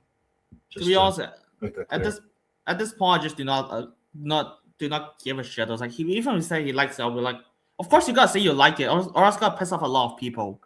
Yeah, exactly. Like, or you could just like he might as well not even seen the show. Yeah, I'm that's sorry, fine too. That's fine too. I'm just saying, like, just to say, like, oh, he hated the show. It's like maybe he did, but like, there's no direct proof that he did. To be honest, even if he turned out did not hate, it's more of the case of like I believe you, even if it's not true, because like it's Dave Filoni. Yeah. It's, Kathleen Kennedy's legacy. Dave Filoni will save Star Wars. He's gonna have the Darth Maul show. Yeah. I wish it was animated different. Like they keep doing that Clone War style animation. I'm gonna be honest. I do not give a shit. Mhm. Because he want to relieve. Because here's the thing: Dave Filoni just want to relieve his glory days in the Clone Wars. Yeah. That's why he just brings tests that Ahsoka show, just bringing a lot of references in the Clone Wars. Fucking hell, they even have the Clone Wars character campaign in Boba Fett show. Yeah. Somehow ruined him. Who could have seen that coming? Oh no! But if only someone, yeah, yeah. who could have seen that coming? What's it called? Well, What was it? Like that Ryan Gosling, Sean Levy. Oh, film, Starfighters. Starfighters. Here's the thing: I don't. It's gotta be bad. Yeah. And that's the only project that's confirmed to be greenlit. Here's the thing: I think Kathleen Kennedy greenlit a lot of projects, but Disney just said no. You can't do that because Kylo Ren died. Yeah, Taika says like, oh, they're still coming out. I don't know. Crazy. Yeah. What about the movie from James Mangold? No idea. Mangold. Yeah. To be fair, James Mangold's having some problems with DC as well. I mean, none of these franchises can like get his attention. No, he's just making the movie about Dylan, like Bob Dylan. That movie is shit. Yeah. What do you have? Any last things about Fallout Season 2? I mean, I just didn't really care about it. To be honest, this is why I just let other people do that job. Because I just want to briefly mention it. It's just shit. Yeah. I could talk a little bit more about Iron Lung. Oh yeah, you seen Iron But Man. if you have anything else, like anything else outside of Fallout, Well, I mean, what's yeah. what's trending on discussing films right now? Oh yeah, Tomb Raider show. Fucking hell. Right. Yes. Also Amazon. It's gonna be bad. Yeah. Oh, I'm still trying to finish the Tomb Raider animated show first, so that I can just review it and they're just like, okay, here's Amazon's turn. It's like, who the fuck has Sophie Turner as Lara Croft? Yeah, they should have went with an unknown. Like, even if I it's don't I don't no. hate Sophie. I don't know. It's like, but Sophie's just too identifiable as an actress. And I just find it weird that like they kept her with red hair as Laura. I mean, I don't even see anything she can act as Lara. I was like, okay, what does she do in Game of Thrones or other films that just like, oh, that's Lara?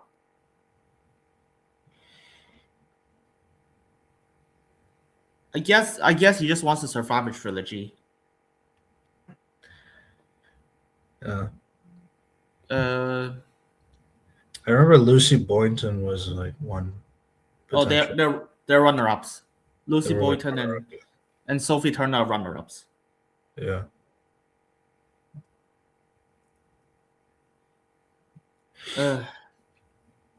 First looks, hated the outfits. Yeah. Then I mean the only other thing is like well, you know, Spider-Man has like 50 billion villains in the movie or something like that. That's about it. Don't We'll even probably talk about that in the summer, probably. probably. I just want to see how did the Shang-Chi director fucked it up. I mean, there's Silent Hill Downfall, but I'm gonna be honest, I never played a single Silent Hill game. I've seen the film. I've seen the Silent Hill Return to Silent Hill film.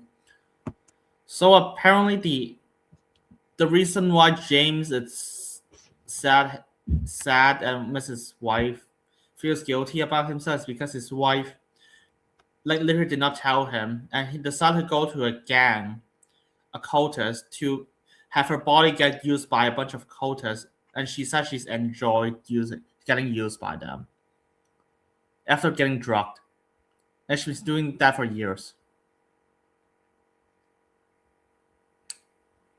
Well, that's certainly something I never don't know happened in the games. I did not play the games, but I'll be like, what the fuck? So yeah, James feel bad for doing nothing. You seen Return to Silent Hill? I did not. Yeah, you play the games. This is like the Evie Templeton thing. Yeah. Yeah, The where director. she was cast and they didn't even know she was the face model. You know, she's not just a face model. She's also a mocap person. Yeah. So basically, what it means is that the director did not even look up Wikipedia. If you actually know and understand how shit works, the director did not look up Wikipedia. Because if you look in Wikipedia, which I'm gonna do it right now, just to prove a point. Give me a second. Mm-hmm. Silent Hill 2 remake.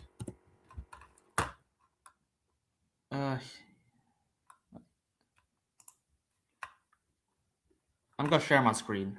Jesus.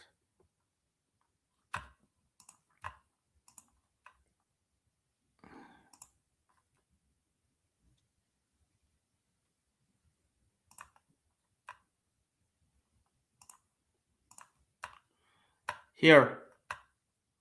And I see. Laura Evie Templeton. Yeah.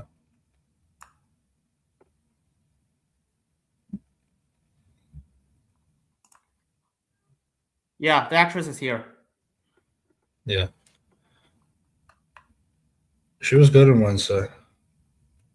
She's good. Okay, I don't know if she's good in the film. That's a problem because the directing is so poor. Mm. But yeah, it's so because literally that all it tells me just like the director did not look up Wikipedia.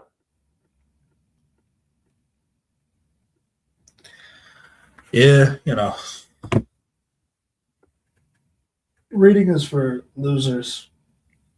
Oh well, I guess writing is not. Because I assume you have to read your own scripts.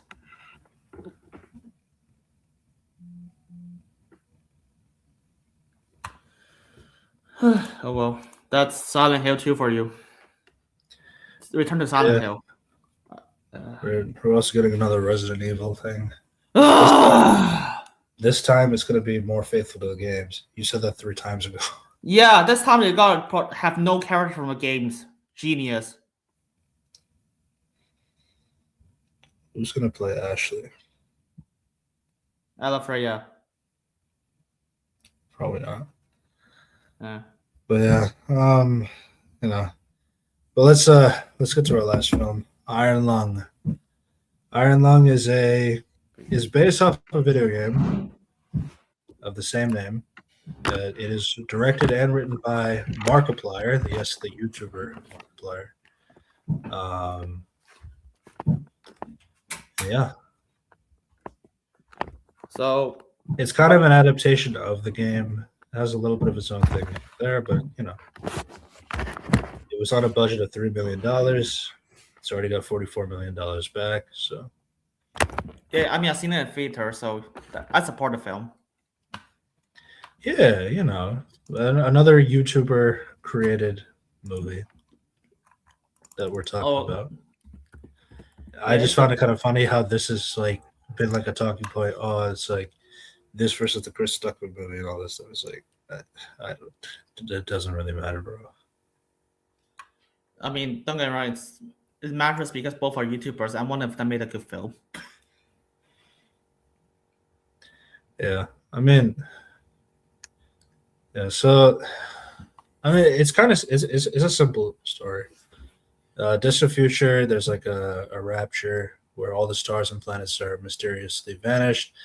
Only those on a space station and spaceships are remaining. The human population is reduced to very low. Simon, who is played by Markiplier, is a convict that's in prison for his involvement in the destruction of a space station, and he's forced into piloting a submarine, which is called the Iron Lung, and is sent to explore a moon covered in an ocean of blood. Simon is told that if he completes this mission, he'll be free. The submarine is welded shut and its porthole is sealed, meaning Simon can only see to the outside using a crude camera and only takes still images. There are limited communications that arrive through a radio from members here and there from the mission crew at the surface. So that's kind of the premise. So you said you saw it in theaters. Yep. I saw the movie. I'll leave it at that. Jeez. Well, yeah. What did you think? I think it's good. I mean, it's not perfect, but it's still a good. I think it's a good film. How do you think of Markiplier's acting? Oh, he's okay. I don't think he's like amazing. I just think it's fine. Like when he's not trying to be a tough guy, because I'm gonna be honest, writing him as a tough guy is so poor. That was so I was literally cringing. But when he's like scared, I was like, yeah, he's doing well. Yeah. Yeah, he's good. He's good enough. Yeah, so from what I understand with the video game, Iron Lung, it came out in 2022. It's a PlayStation 5 and Android kind of game. The player controls an unnamed convict who explores the ocean of blood on a desolate moon in a small, rusty submarine. Um, you're in a first-person situation, silent protagonist.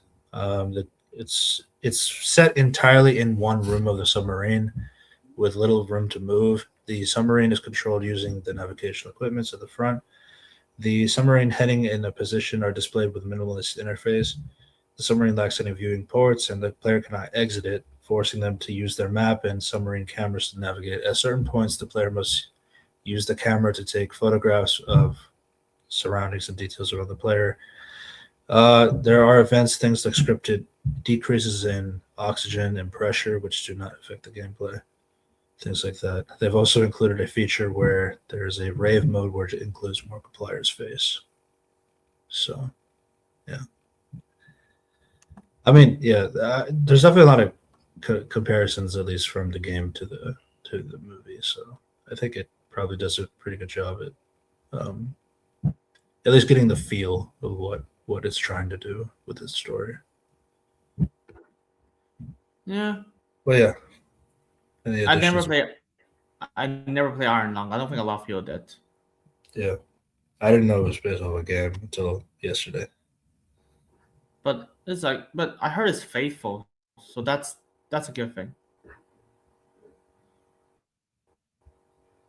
When it comes to writing, though, like I would judge it in isolation. Yeah. I think it's mostly good. I think the thing I like the most is like between the relationship between him and the like Markiplier's character and basically the female communicator. Like, you know, yeah, they both have an arc, but like, you know, they have to learn to trust each other and like have to accept the fact, and they have to like be more open and shit. I was like, yeah, that's good. I mean, yes, because I'm gonna leave it a bit fake, just so, and until later at the very least. But and then you got Markiplier's character has to learn, like has a redemption arc. It's like learning that not everything is about yourself, and you can tell like slowly through his like character is like, oh, he did something wrong to the officer. He actually apologized. Like, I did not mean that. I'm sorry. And then he slowly turned into a person who's like, I have to sacrifice myself for the greater good.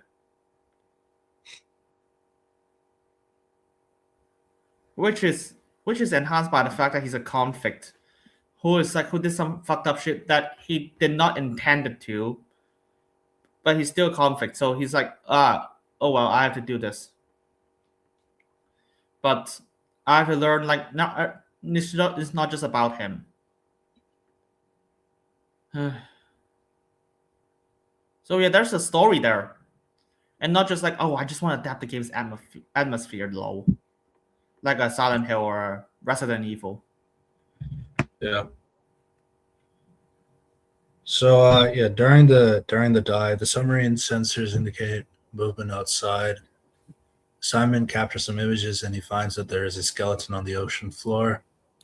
So when he returns back to the submarine, to the surface, they review his finding. So they choose to send Simon back, who's really frustrated. He wants to be free. He'd rather go back to prison than doing this dangerous mission and all that stuff. But he does activate the camera to get the crew's attention. Then the commander, she berates Simon, explaining that the camera is an X-ray imaging device, which has the consequence that it was irradiated, some of that. So it'll cause radiation to the crew outside of the submarine. Simon has been led to believe that he was the submarine's first pilot, but then he found audio logs from a previous pilot that he was lied to. He tries to tell the commander about the images of a living creature he took, but she urges him to collect samples. And then as Simon progresses, there's like blood and an unidentified liquid drop that keeps going onto the sub. Simon gets knocked out unconscious when he's collecting a sample. Then he wakes up and finds the camera picture showing movement. Then he repairs the sub and attempts to return to the charted area. And then he's hallucinating, losing his touch with reality. Yeah.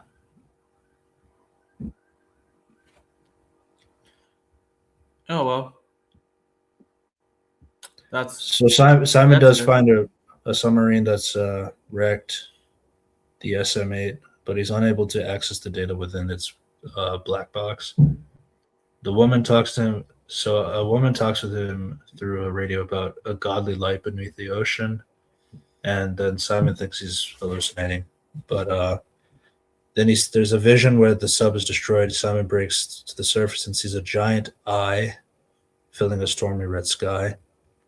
And then he wakes up again. The commander says he's been missing for several days. He's lasted far longer than his oxygen supply should have lasted. And she tells him to recover the data of the other submarine, promising to rescue him if he complies, as well as revealing her name to be Ava. Meanwhile, blood and congealed organic matter is going inside the submarine, and Simon discovers that the skin on his arm has been cracked and blistered. So he reaches the sub, gets its data, all the audio logs confirming that the blood ocean is comprised of human blood.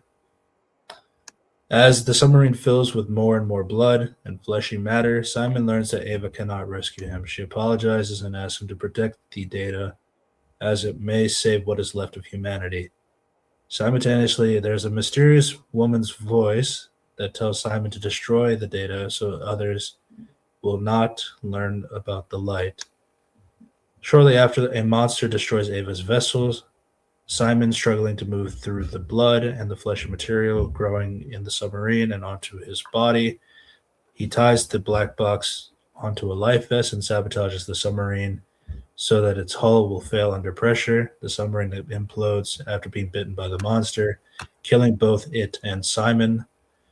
The life vest is shown floating on the surface of the blood ocean with the black box intact.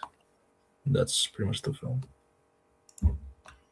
Yeah, it's quite faithful. I think the characterization is mostly good. I think the problem is like the world building. I was so confused with a lot of the flashbacks. Yeah.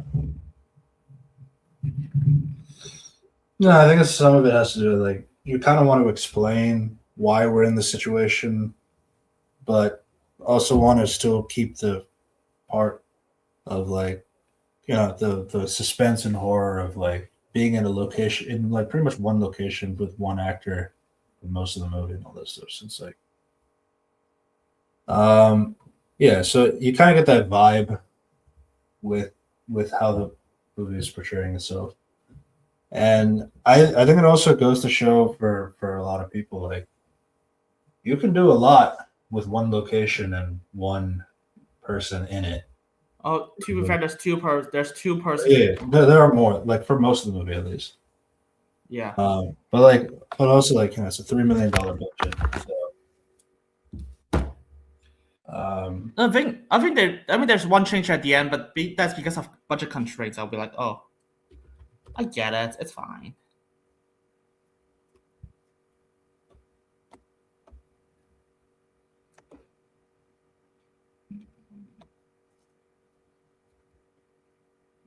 yeah, he did have $2 million more than Shelby Oaks in terms of the budget. But here's the thing: remember, Shelby Oaks is crowdfunding, and the studio has backup.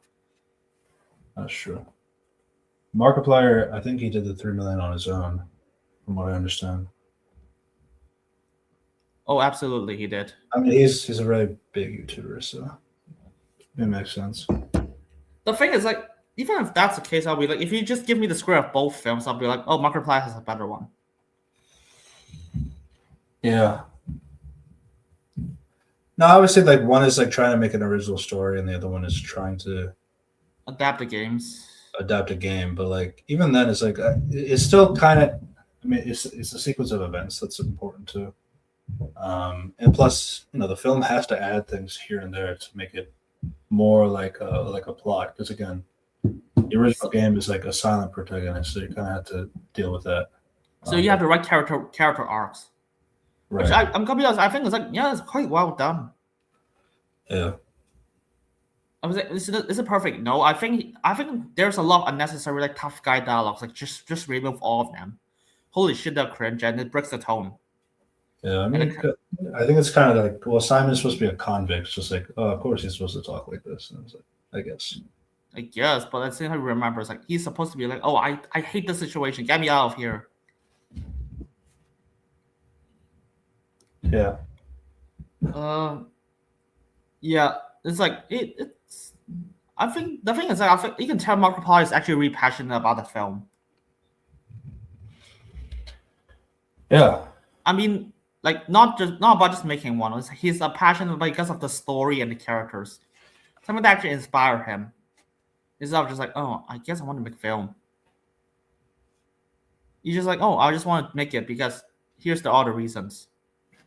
Yeah, I mean, he turned down. He was supposed to have a cameo in Friday Night at Freddy's, that first movie, but he turned it down because he wanted to work on the production for Iron Man at the time. So, I mean, Five Nights at Freddy's is such a shit film.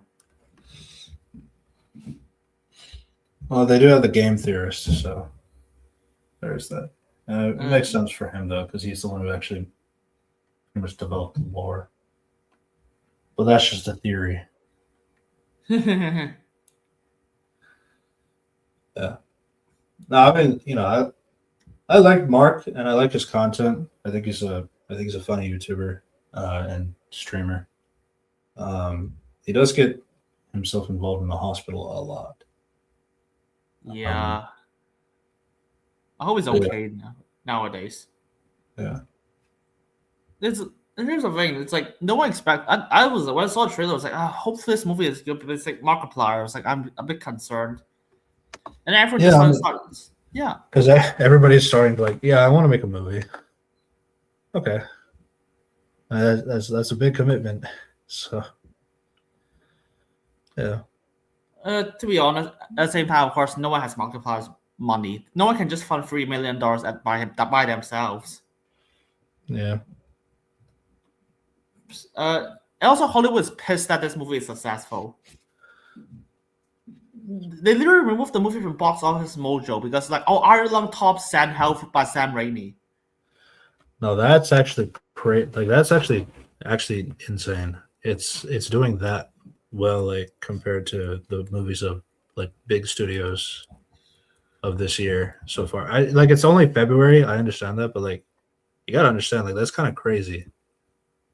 But obviously there's like some kind of tax too. It's like, oh, it's a film by Markiplier. I mean, that's like a new thing. I didn't expect that. But like at the same time, I think it's also kind of respectful in the way that like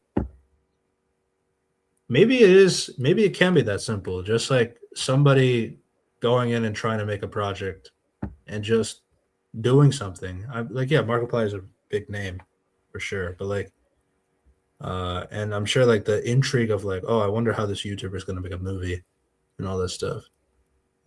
It can add to the experience, but like at the same time, you can see like it's getting money. It's getting like success from people.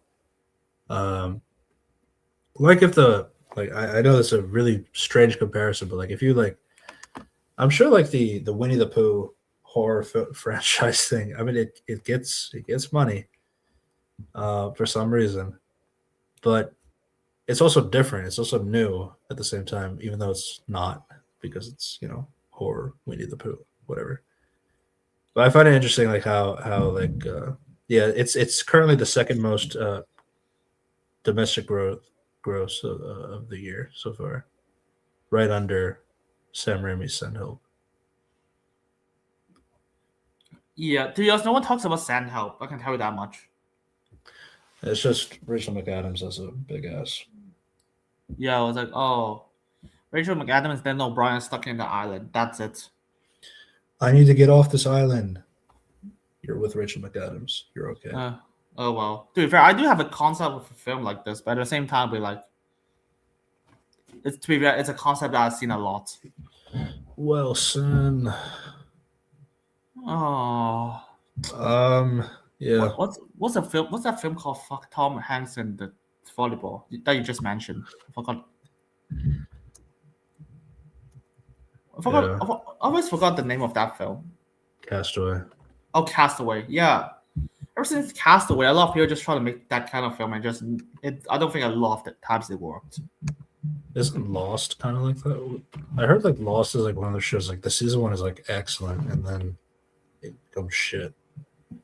Yeah, Lost is that way, but it's like it's Plane many characters. crash. Yeah.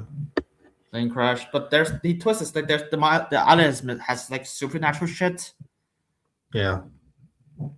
I don't know what Sandhouse is. It could have supernatural shit. I just did not give a shit enough to look it up.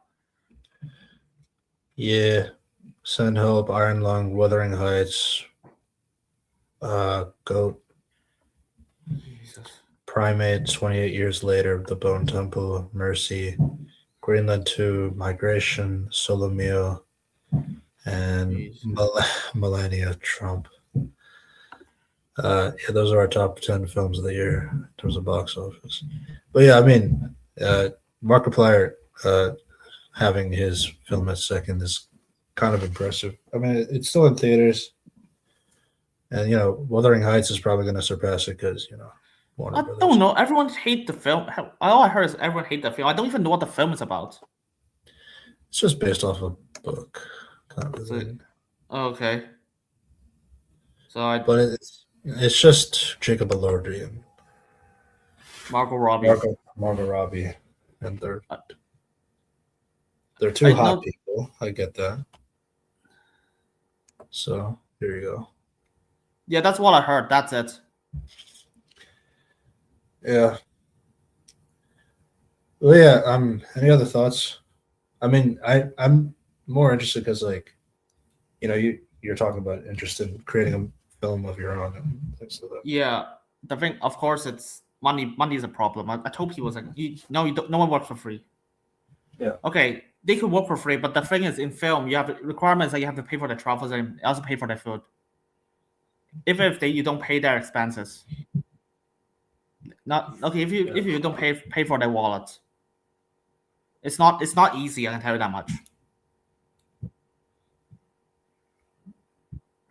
So yeah, But like, what do you think as like, given that this is like obviously it's following the structure of a game, like an existing IP, but like when it comes to like the screenwriting aspect or like how you want to convey the story, especially since this is like a first time for these guys, so it's like, I mean, what do you think you got out of the film, positive and negative? positive. I think it's a lot of passion, a lot of like effort for, especially for a person who hasn't made like a film before. That's impressive. And I'm gonna be honest, I don't think Markiplier can write. I think he do. I think he understands like characterization a lot better than a lot of people. Like I know he had like the game developer helping him as well. I mean, he also had a cameo in the movie as well. I did not call the cameo, but like I think that he did it. But of course, I think the writer did help, but that speaks more of the fact that Markiplier is willing to collab with other people. Because But it says Markiplier wrote it himself. Yeah, he had some guidance from the writer of the original game. If he does not like it, I was like, just everything goes. Yeah, That's cool. I think that's a good frame to have, and I think there's a lot of lines and a lot of moments. I was like, yeah, that's good. I think the relationship with the officer is like that's really good. It's like I think he knows how to write characters, but of course you can tell this is the first time. Yeah, because for example, from the opening stuff is like you have him like saying like like he's trying to fill up the volume of the. Which I will say, I think the film does a good job of like incorporating silence. I think that's like a hard thing for a lot of people. They want to add music or they want to add like these things to make it seem more tension kind of thing scary. But I think there's like a very underrated aspect of silence, like just the ambient sound of like the creaking of like walking on the metal floor and like how eerie it just seems like to be underground. It's mostly dark of a location and all that stuff. So I think it does a really good job of keeping things scary, even though you can't see what the danger is around the character and all this stuff. So I thought that was good. When it comes to, I was going to say something before that.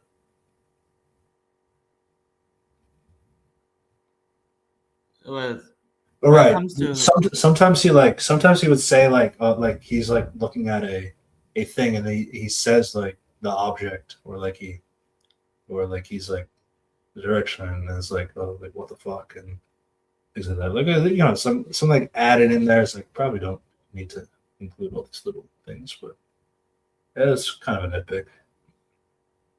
no, yeah. I think the weak parts of Markiplier is like the when it comes to like delivering like the world information. He was like at first he was like here's a law. Let me just expose a lot of things.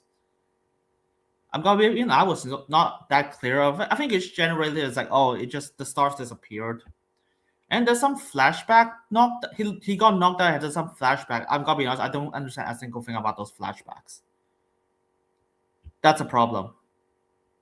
So I don't think he understands like the reason why we have flashback knocked out flashback is because of, like we have to flash out the characters like the motivation. I mean, I think he kind of understand that the part like you have to show like when he's young and what he did, but like it's really unclear. So I was scratching my head on those parts. The other thing I'll say it's like what am I supposed to say? Oh, it's like, oh yeah. I think some dialogue needs some ironing out. I think he needs to do another draft to just like, oh, I'm gonna remove some lines. Like I speak for the tough guy dialogue, just remove all of them. Did you just fell off? That's sneeze. No. Yeah, no, I get that. Yeah, I mean, I feel like some of it's coming factor like, oh, he's a convict, so it's like you gotta sound tough. Another thing. Yeah, But- that's no. Don't get me wrong. I think there's some plot Also, holes. It is a little tough because like, you know, I've seen Markiplier and his content before, so it's like, so sometimes it is kind of hard to separate the actor and who he's playing as a character because of that. You know, because that's kind of bound to happen unless he like drastically changes his appearance or like give some kind of other sense of how he can like look a bit different so that you can see a different character rather than just seeing Markiplier playing somebody else. But like I will say though, his personality is obviously very different. He's much more like fun, carefree kind of guy. So it's like, so you see like he's being more serious in like this kind of role. So I mean, you can definitely tell that he's tapping into something different at least. Yeah, I mean, That would kind of go more into a factor of like what would the next project look like if he has any plans on doing. I don't know. I'd probably just give him to just remake Resident Evil at this point. Give him Resident Evil. No, I'm serious. Like, how many Resident Evil films do we have that is good? Or at least respectful. Probably one. Maybe. I don't even know it's a one. It's like I think the first one, but like at this point, like I do not trust anyone to remake the film. I mean, but like Mila Jovovich's husband, I mean, like he did do Mortal Kombat 1995. But people still think that's like his best work, and that was like decades ago.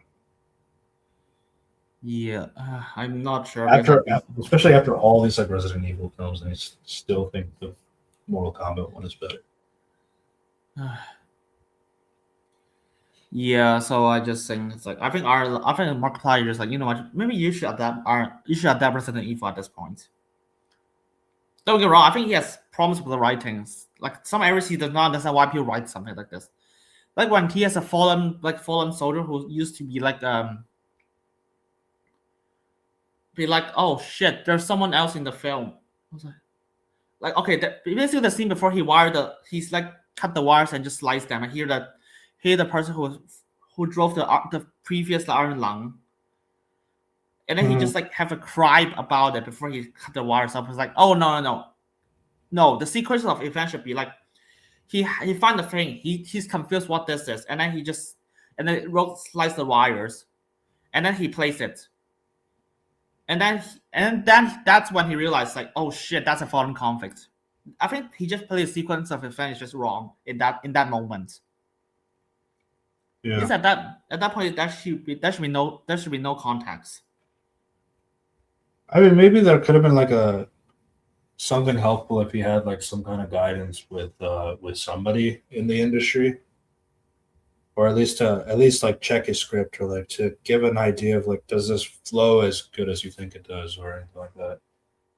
Because like, sometimes like it makes sense to you on paper, but then like if you put it on screen, like maybe the sequence of events is not exactly how you should do it. If you flip it here and there, then this might be more earned, or like what you're looking for. Yeah. So like having like at least like having one person as an advisor, that can like at least from the industry, because I mean he has the money for that. So yeah, if you wanted, I mean he has Troy Baker in this film, so he's got some money. But to be fair, it's Troy Baker. He does a lot of stuff. To be fair, it's like he does a lot of stuff. I think he forced anything he can get his hands on. Yeah. But yeah, that's just one moment, of course. He did have some other friends as well. Jack Decepticai, Alana Pierce, Valkyrie. Probably Rahul Kohli was in this as a voice. I'm not sure. To be honest, I don't even know a lot of the YouTubers. I don't even know what they do. I think Valkyrie did the she was like the voice who told him to like get rid of the data, or I mean, so that people don't know about the light. I think that was her voice. I'm not sure. It's not Alana Pierce. Oh yeah, she is a familiar voice. To be honest, that Alana Pierce is such a seller for the game. What's it called? Like Jedi, like what's it called? Star Wars Outlaws. She worked with the production Rooster Teeth. What? 2018 to 2020. Jesus Christ. Oh yeah, she's in a lot of films for some reason.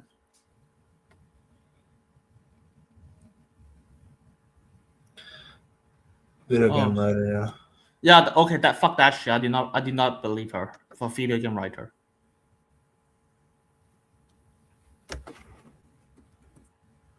What kind of video game writing? Gear. No, that's voice acting. Voice acting. The release of God of War Ragnarok. That's not her project though. But yeah, journalism wise, she's just like, I just don't give a shit.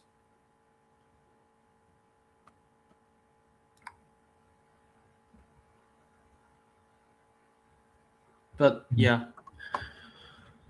what do you have? I mean, Jacksepticeye is in the film. To be fair, I don't even know. I know a lot of the people. Yeah, it's another YouTuber streamer. Yeah.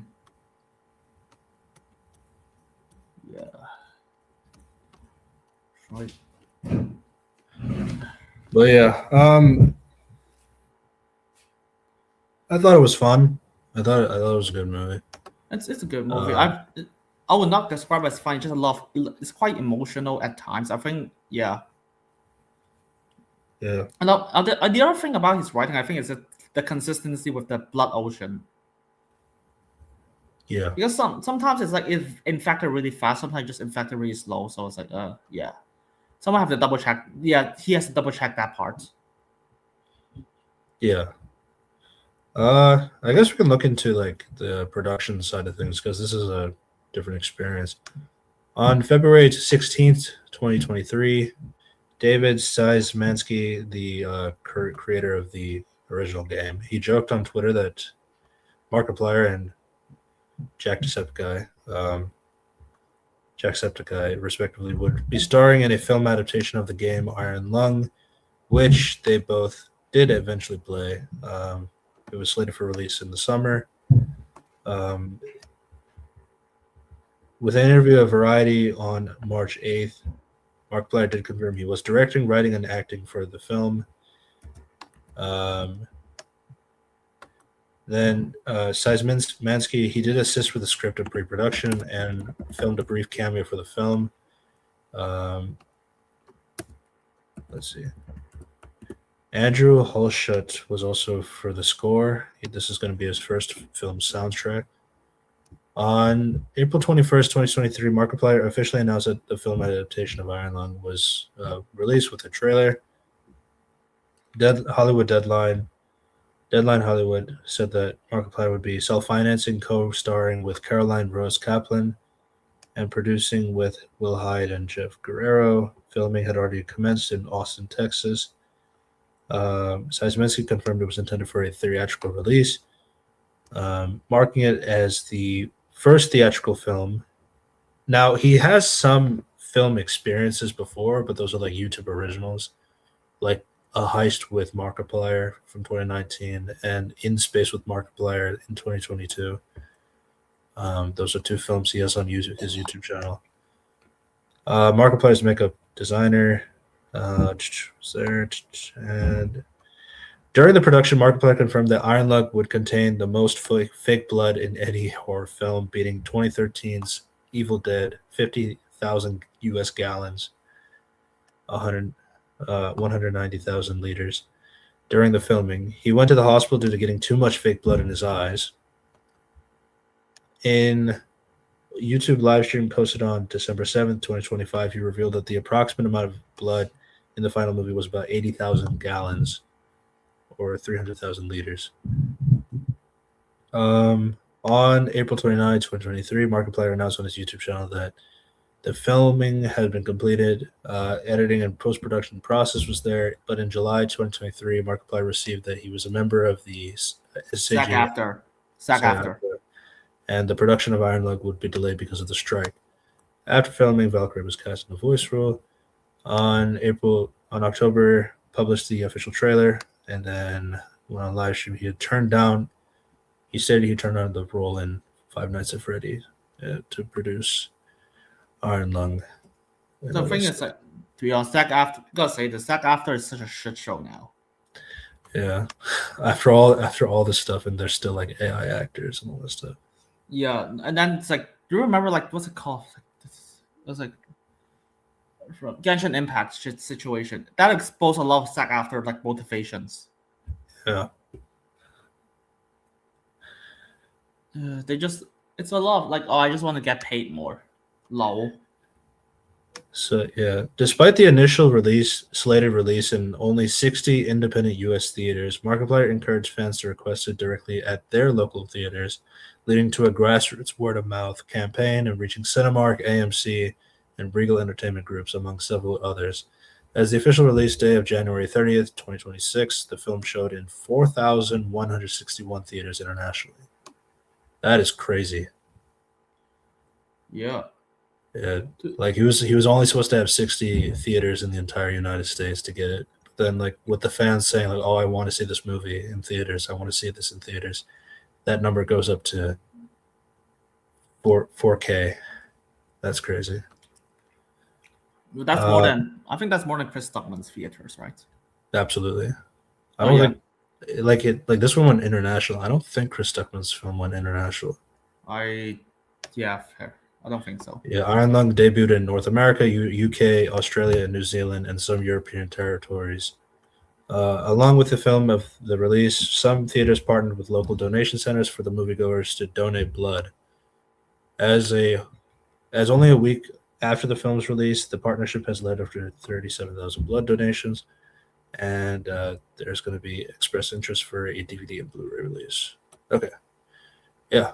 No, I mean, definitely a lot of stuff. I mean, it has 61% on Rotten Tomatoes right now. To be honest, that means the critics are not bullshitting this time. I mean, the thing is, I'd probably just give it like a 6 or 7. It's not perfect. There are writing flaws. I can tell you that much. I will not say they are completely lying. Yeah. It's kind of, yeah. I mean, the only thing that has here, IndieWire gave it a C+. Iron Lung is audacious and at times astonishingly boring. Still, it feels more enthusiastic and celebratory than many other blockbuster adaptations built on a safer math. Insisting that the mission is bigger than any one person, including its creator, it opens space for more daring and messy attempts to follow. Dude, no, the only thing it proves to me is that Markiplier, they should just give Markiplier more film to do. Yeah, I mean, obviously, the benefit of this is being much smaller scale. Resident Evil is still pretty big as a whole. I mean, I'm sure he can do it, but like, I still think he would probably need some guidance at least. And I mean, the other thing I say is like it proves that you don't need a studio backup to make a film. That is also granted. Not everyone has 200 million, but the thing is not every film needs 200 million. Yeah, like I'm sure Mr. Beast can make like his own movie, but I don't trust Mr. Beast to do anything. Jesus Christ, this guy! Do you know Beast Game season 2 is already on Amazon? I heard nothing about it. Yes. Jesus. He really loves Squid Games. I don't even know what season 2 is about. Is it more bribing? I don't know. Yeah, I mean, like I mean, that's the question. What if you had Mr. Beast level kind of money? Yeah. Well, to be fair, I'd retire. So. Yeah, I think I'll retire. To be fair, I retire, but probably just still make some films. But like, ignore that. Like if you had Mr. Beast level kind of money, like what would you want to do? To be honest, I'll probably just make my own IP. I just want to make some features films that my own. I don't really like to adapt a lot of things. That's really. It's like, I mean, I'm not a fan of like fantasy and sci-fi that much. Mm-hmm. But yeah. But I'd probably just make my own films. That's the thing. I'm probably not gonna adapt it much. I try to follow sequels, but like, oh well. If you had one thing to adapt with that kind of money, again, Mr. Beast kind of money, like, what would you want to do? Well, that's a difficult question. I know a lot of the IPs first. I mean, what characters like the? Would you do Resident Evil? To be honest, I'd probably give it a shot. I'd probably just adapt like Resident Evil 1, maybe. We need Ashley though. Oh, but here's the thing: I have to build up until Resident Evil 4 first. That makes sense. I can't just jump. Like, here's the thing: Resident Evil 4 is built upon Resident Evil 2. Yeah, makes sense. Like, the first thing, like at the very least, you have to adapt like Resident Evil 1, and then you can adapt 3. So and then you can adapt to, so you can adapt 4. That's a problem. Yeah. Plus, with that kind of money, you can get a lot of cameos. So. Especially if they're not able to play those main characters, I'm like, they're in the somewhere. Yeah. So, but yeah, Resident Evil. It's like I try to adapt Resident Evil, but like it's hard. It's like I'm not, to be honest, I'm not that big of a fan of. Let's be real, the story of Resident Evil aren't good. Yeah, I get that. I thought it was a pretty good film, especially for what it is at the end of the day. Yeah. I also think like I mean obviously like I get the comparison game with Chris Stuckman, especially since it's a recent film and all that stuff. But like at the same time, you know, somebody who's like said to be like a filmmaker, like somebody who is like into the craft and that kind of stuff. So it's like when you have somebody who is less experienced in that aspect, but they still do a better job, it's a lot more room for shit talking. So yeah, I get that. I'll probably just who are earning their lungs. Who's earning their lungs? Oh well. But yeah, to be honest, if I'm gonna adapt something, I just probably adapt. I need to adapt something from that's more obscure that I like. Yeah. I'm not sure. I mean, probably I want to try Resident Evil, but like it's not gonna be. It has to start with 1, unfortunately. Yeah. I know Bagel would be excited once Ashley gets adapted. Yay! Probably just get Ella Freya again. No, I don't care. Can she act or not? That's true. But Listen, we gotta. Sometimes we gotta use what the '90s and '80s used to do. Just cast someone even though they're shit at acting. hey, I'm sure she won't be bad. she won't be. What do you have? Like, yeah, Resident Evil. I mean, So yeah, what would you like your final Rex for Iron Lung? Just for the if people haven't seen it yet. I'd say go to the theaters to watch it. It's good. It's like a 6 or 7. There are problems. Yeah. I was just gonna say, just start with Resident Evil 4. Don't worry. I mean, as a fan, as a person who does, if you did not write, I would say yeah, because I know that Resident Evil 4 is built upon 2, so it's like, oh. I also feel like, but then again, like I feel like nowadays, like people just like kind of like doing a amalgamation of like all the games into one movie adaptation, whatever. So they'll end up like kind of doing that anyway. Then again, I don't know what this new Resident Evil film is going to do. So it's going to be accurate to the games again. I do not believe you. Oh, by the way, I just saw the new Tomb Raider. To be honest, you know what? I'm gonna try to adapt Tomb Raider myself. Holy shit! At this point, jeez, it's like, hey, do you know Sophie Turner say Lara Croft is no sex bombshell in the new Tomb Raider show? Okay, I decided to not watch it now.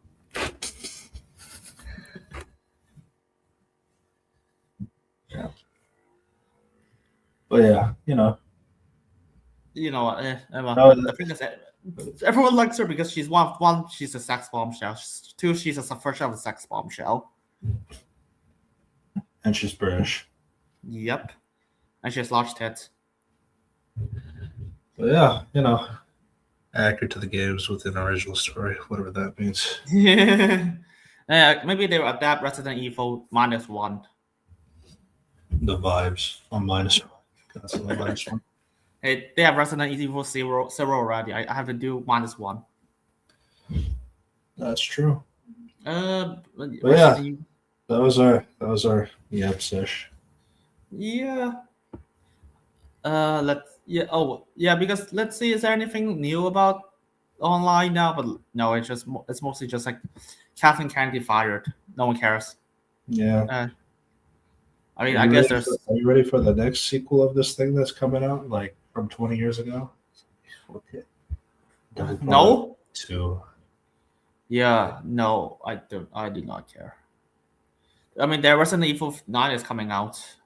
I mean, to be honest, I don't have that much faith in the game. Yeah. But yeah. That was our thoughts on the few projects. Percy Jackson season 2, Fallout season 2, and Iron Lung, along with a few other discussion points that we had. Yeah. All right. Yeah. Iron Lung is easily the best one we discussed so far. Yes. It's Silent. I mean, it's like Silent Hill. I don't even how the fuck you fucked up Silent Hill that this poorly. To be friends, it's been fucked up for. To be honest, you know what? I don't even want to know what the fuck is all of the monsters in Silent Hill. Are the popular franchise? Just do not give them the franchise. Hey, Are you excited for the God of War franchise adaptation? I gotta say that this much, because you did not adapt the Greek stuff, so I'm not gonna allow. So the North Star is fucked from the get go. The North Star is built upon the Greek stuff. Yeah, that's always been like my weird thing. Is like, especially since they're talking about like, oh, well, fans are like, oh, they can just do a bunch of flashbacks. You know how inconvenient that is to do a bunch of flashbacks to the Greek era, just by like at that point, just make a whole show about the Greek era. Or it's like, oh, let's do this, and then like let's make a prequel show. It's like you don't have to make a prequel show; just do it now, and then do the sequel show, like that method. Why don't you just do it that way? So Yeah, you're they just have- wasting time and resources on a thing that you don't even have to do it that way. I don't know. It's just. I mean, the casting has been really good. That's all I can really say about it. But even that, I would be like, I'm not excited. Nah. So Oh probably. shit! The person who make The Last of Us is gonna be Baldur's Gate 3 live action. Fuck. Yeah, Craig Mazin. And then people are like, are we getting Chernobyl, Craig Mazin, or the other one? So I'm gonna be honest. I want to see Craig Mazin do it without the person who made the Last of Us 2. you know, I need Craig Mazin to stop doing video game adaptations. Just go back to making original things. I think isn't Chernobyl like adaptation of a book or something? Yeah, but like I think it's a different kind of medium. I think he's more beneficial on that. I feel like adapting video games is kind of hard because like you kind of have a visual basis on like how things are and what they look like and the sequence of it. It's like plus like the games like especially these games are like story based games. People know the stories of like Last of Us and Baldur's Gate and all that stuff. So Yeah, to be fair, I want to see like I'm curious about Last of Us season 3 without what's it called Neil Druckmann. I want to see is it his problem or is it actually Craig Mazin's problem? I think it's definitely Craig Mazin's problem if I had to make a guess. But like I don't even know what the status of season 3 is. I know they're just gonna glaze the fuck out of Abby, so fair enough. Oh well, maybe they'll change the ending for no reason. Hopefully. Yeah, that's like the Last of Us. That's to be honest, faithful nowadays. Faithful is just like you just lift the scenes from the previous stuff. That's what you call faithful at this point. Yeah, even though those scenes always look like a stage play.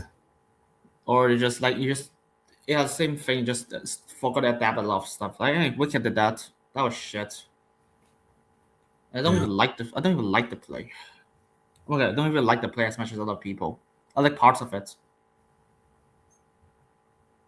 But hey, that's video game adaptations. Now we got so much more. No one gives a shit.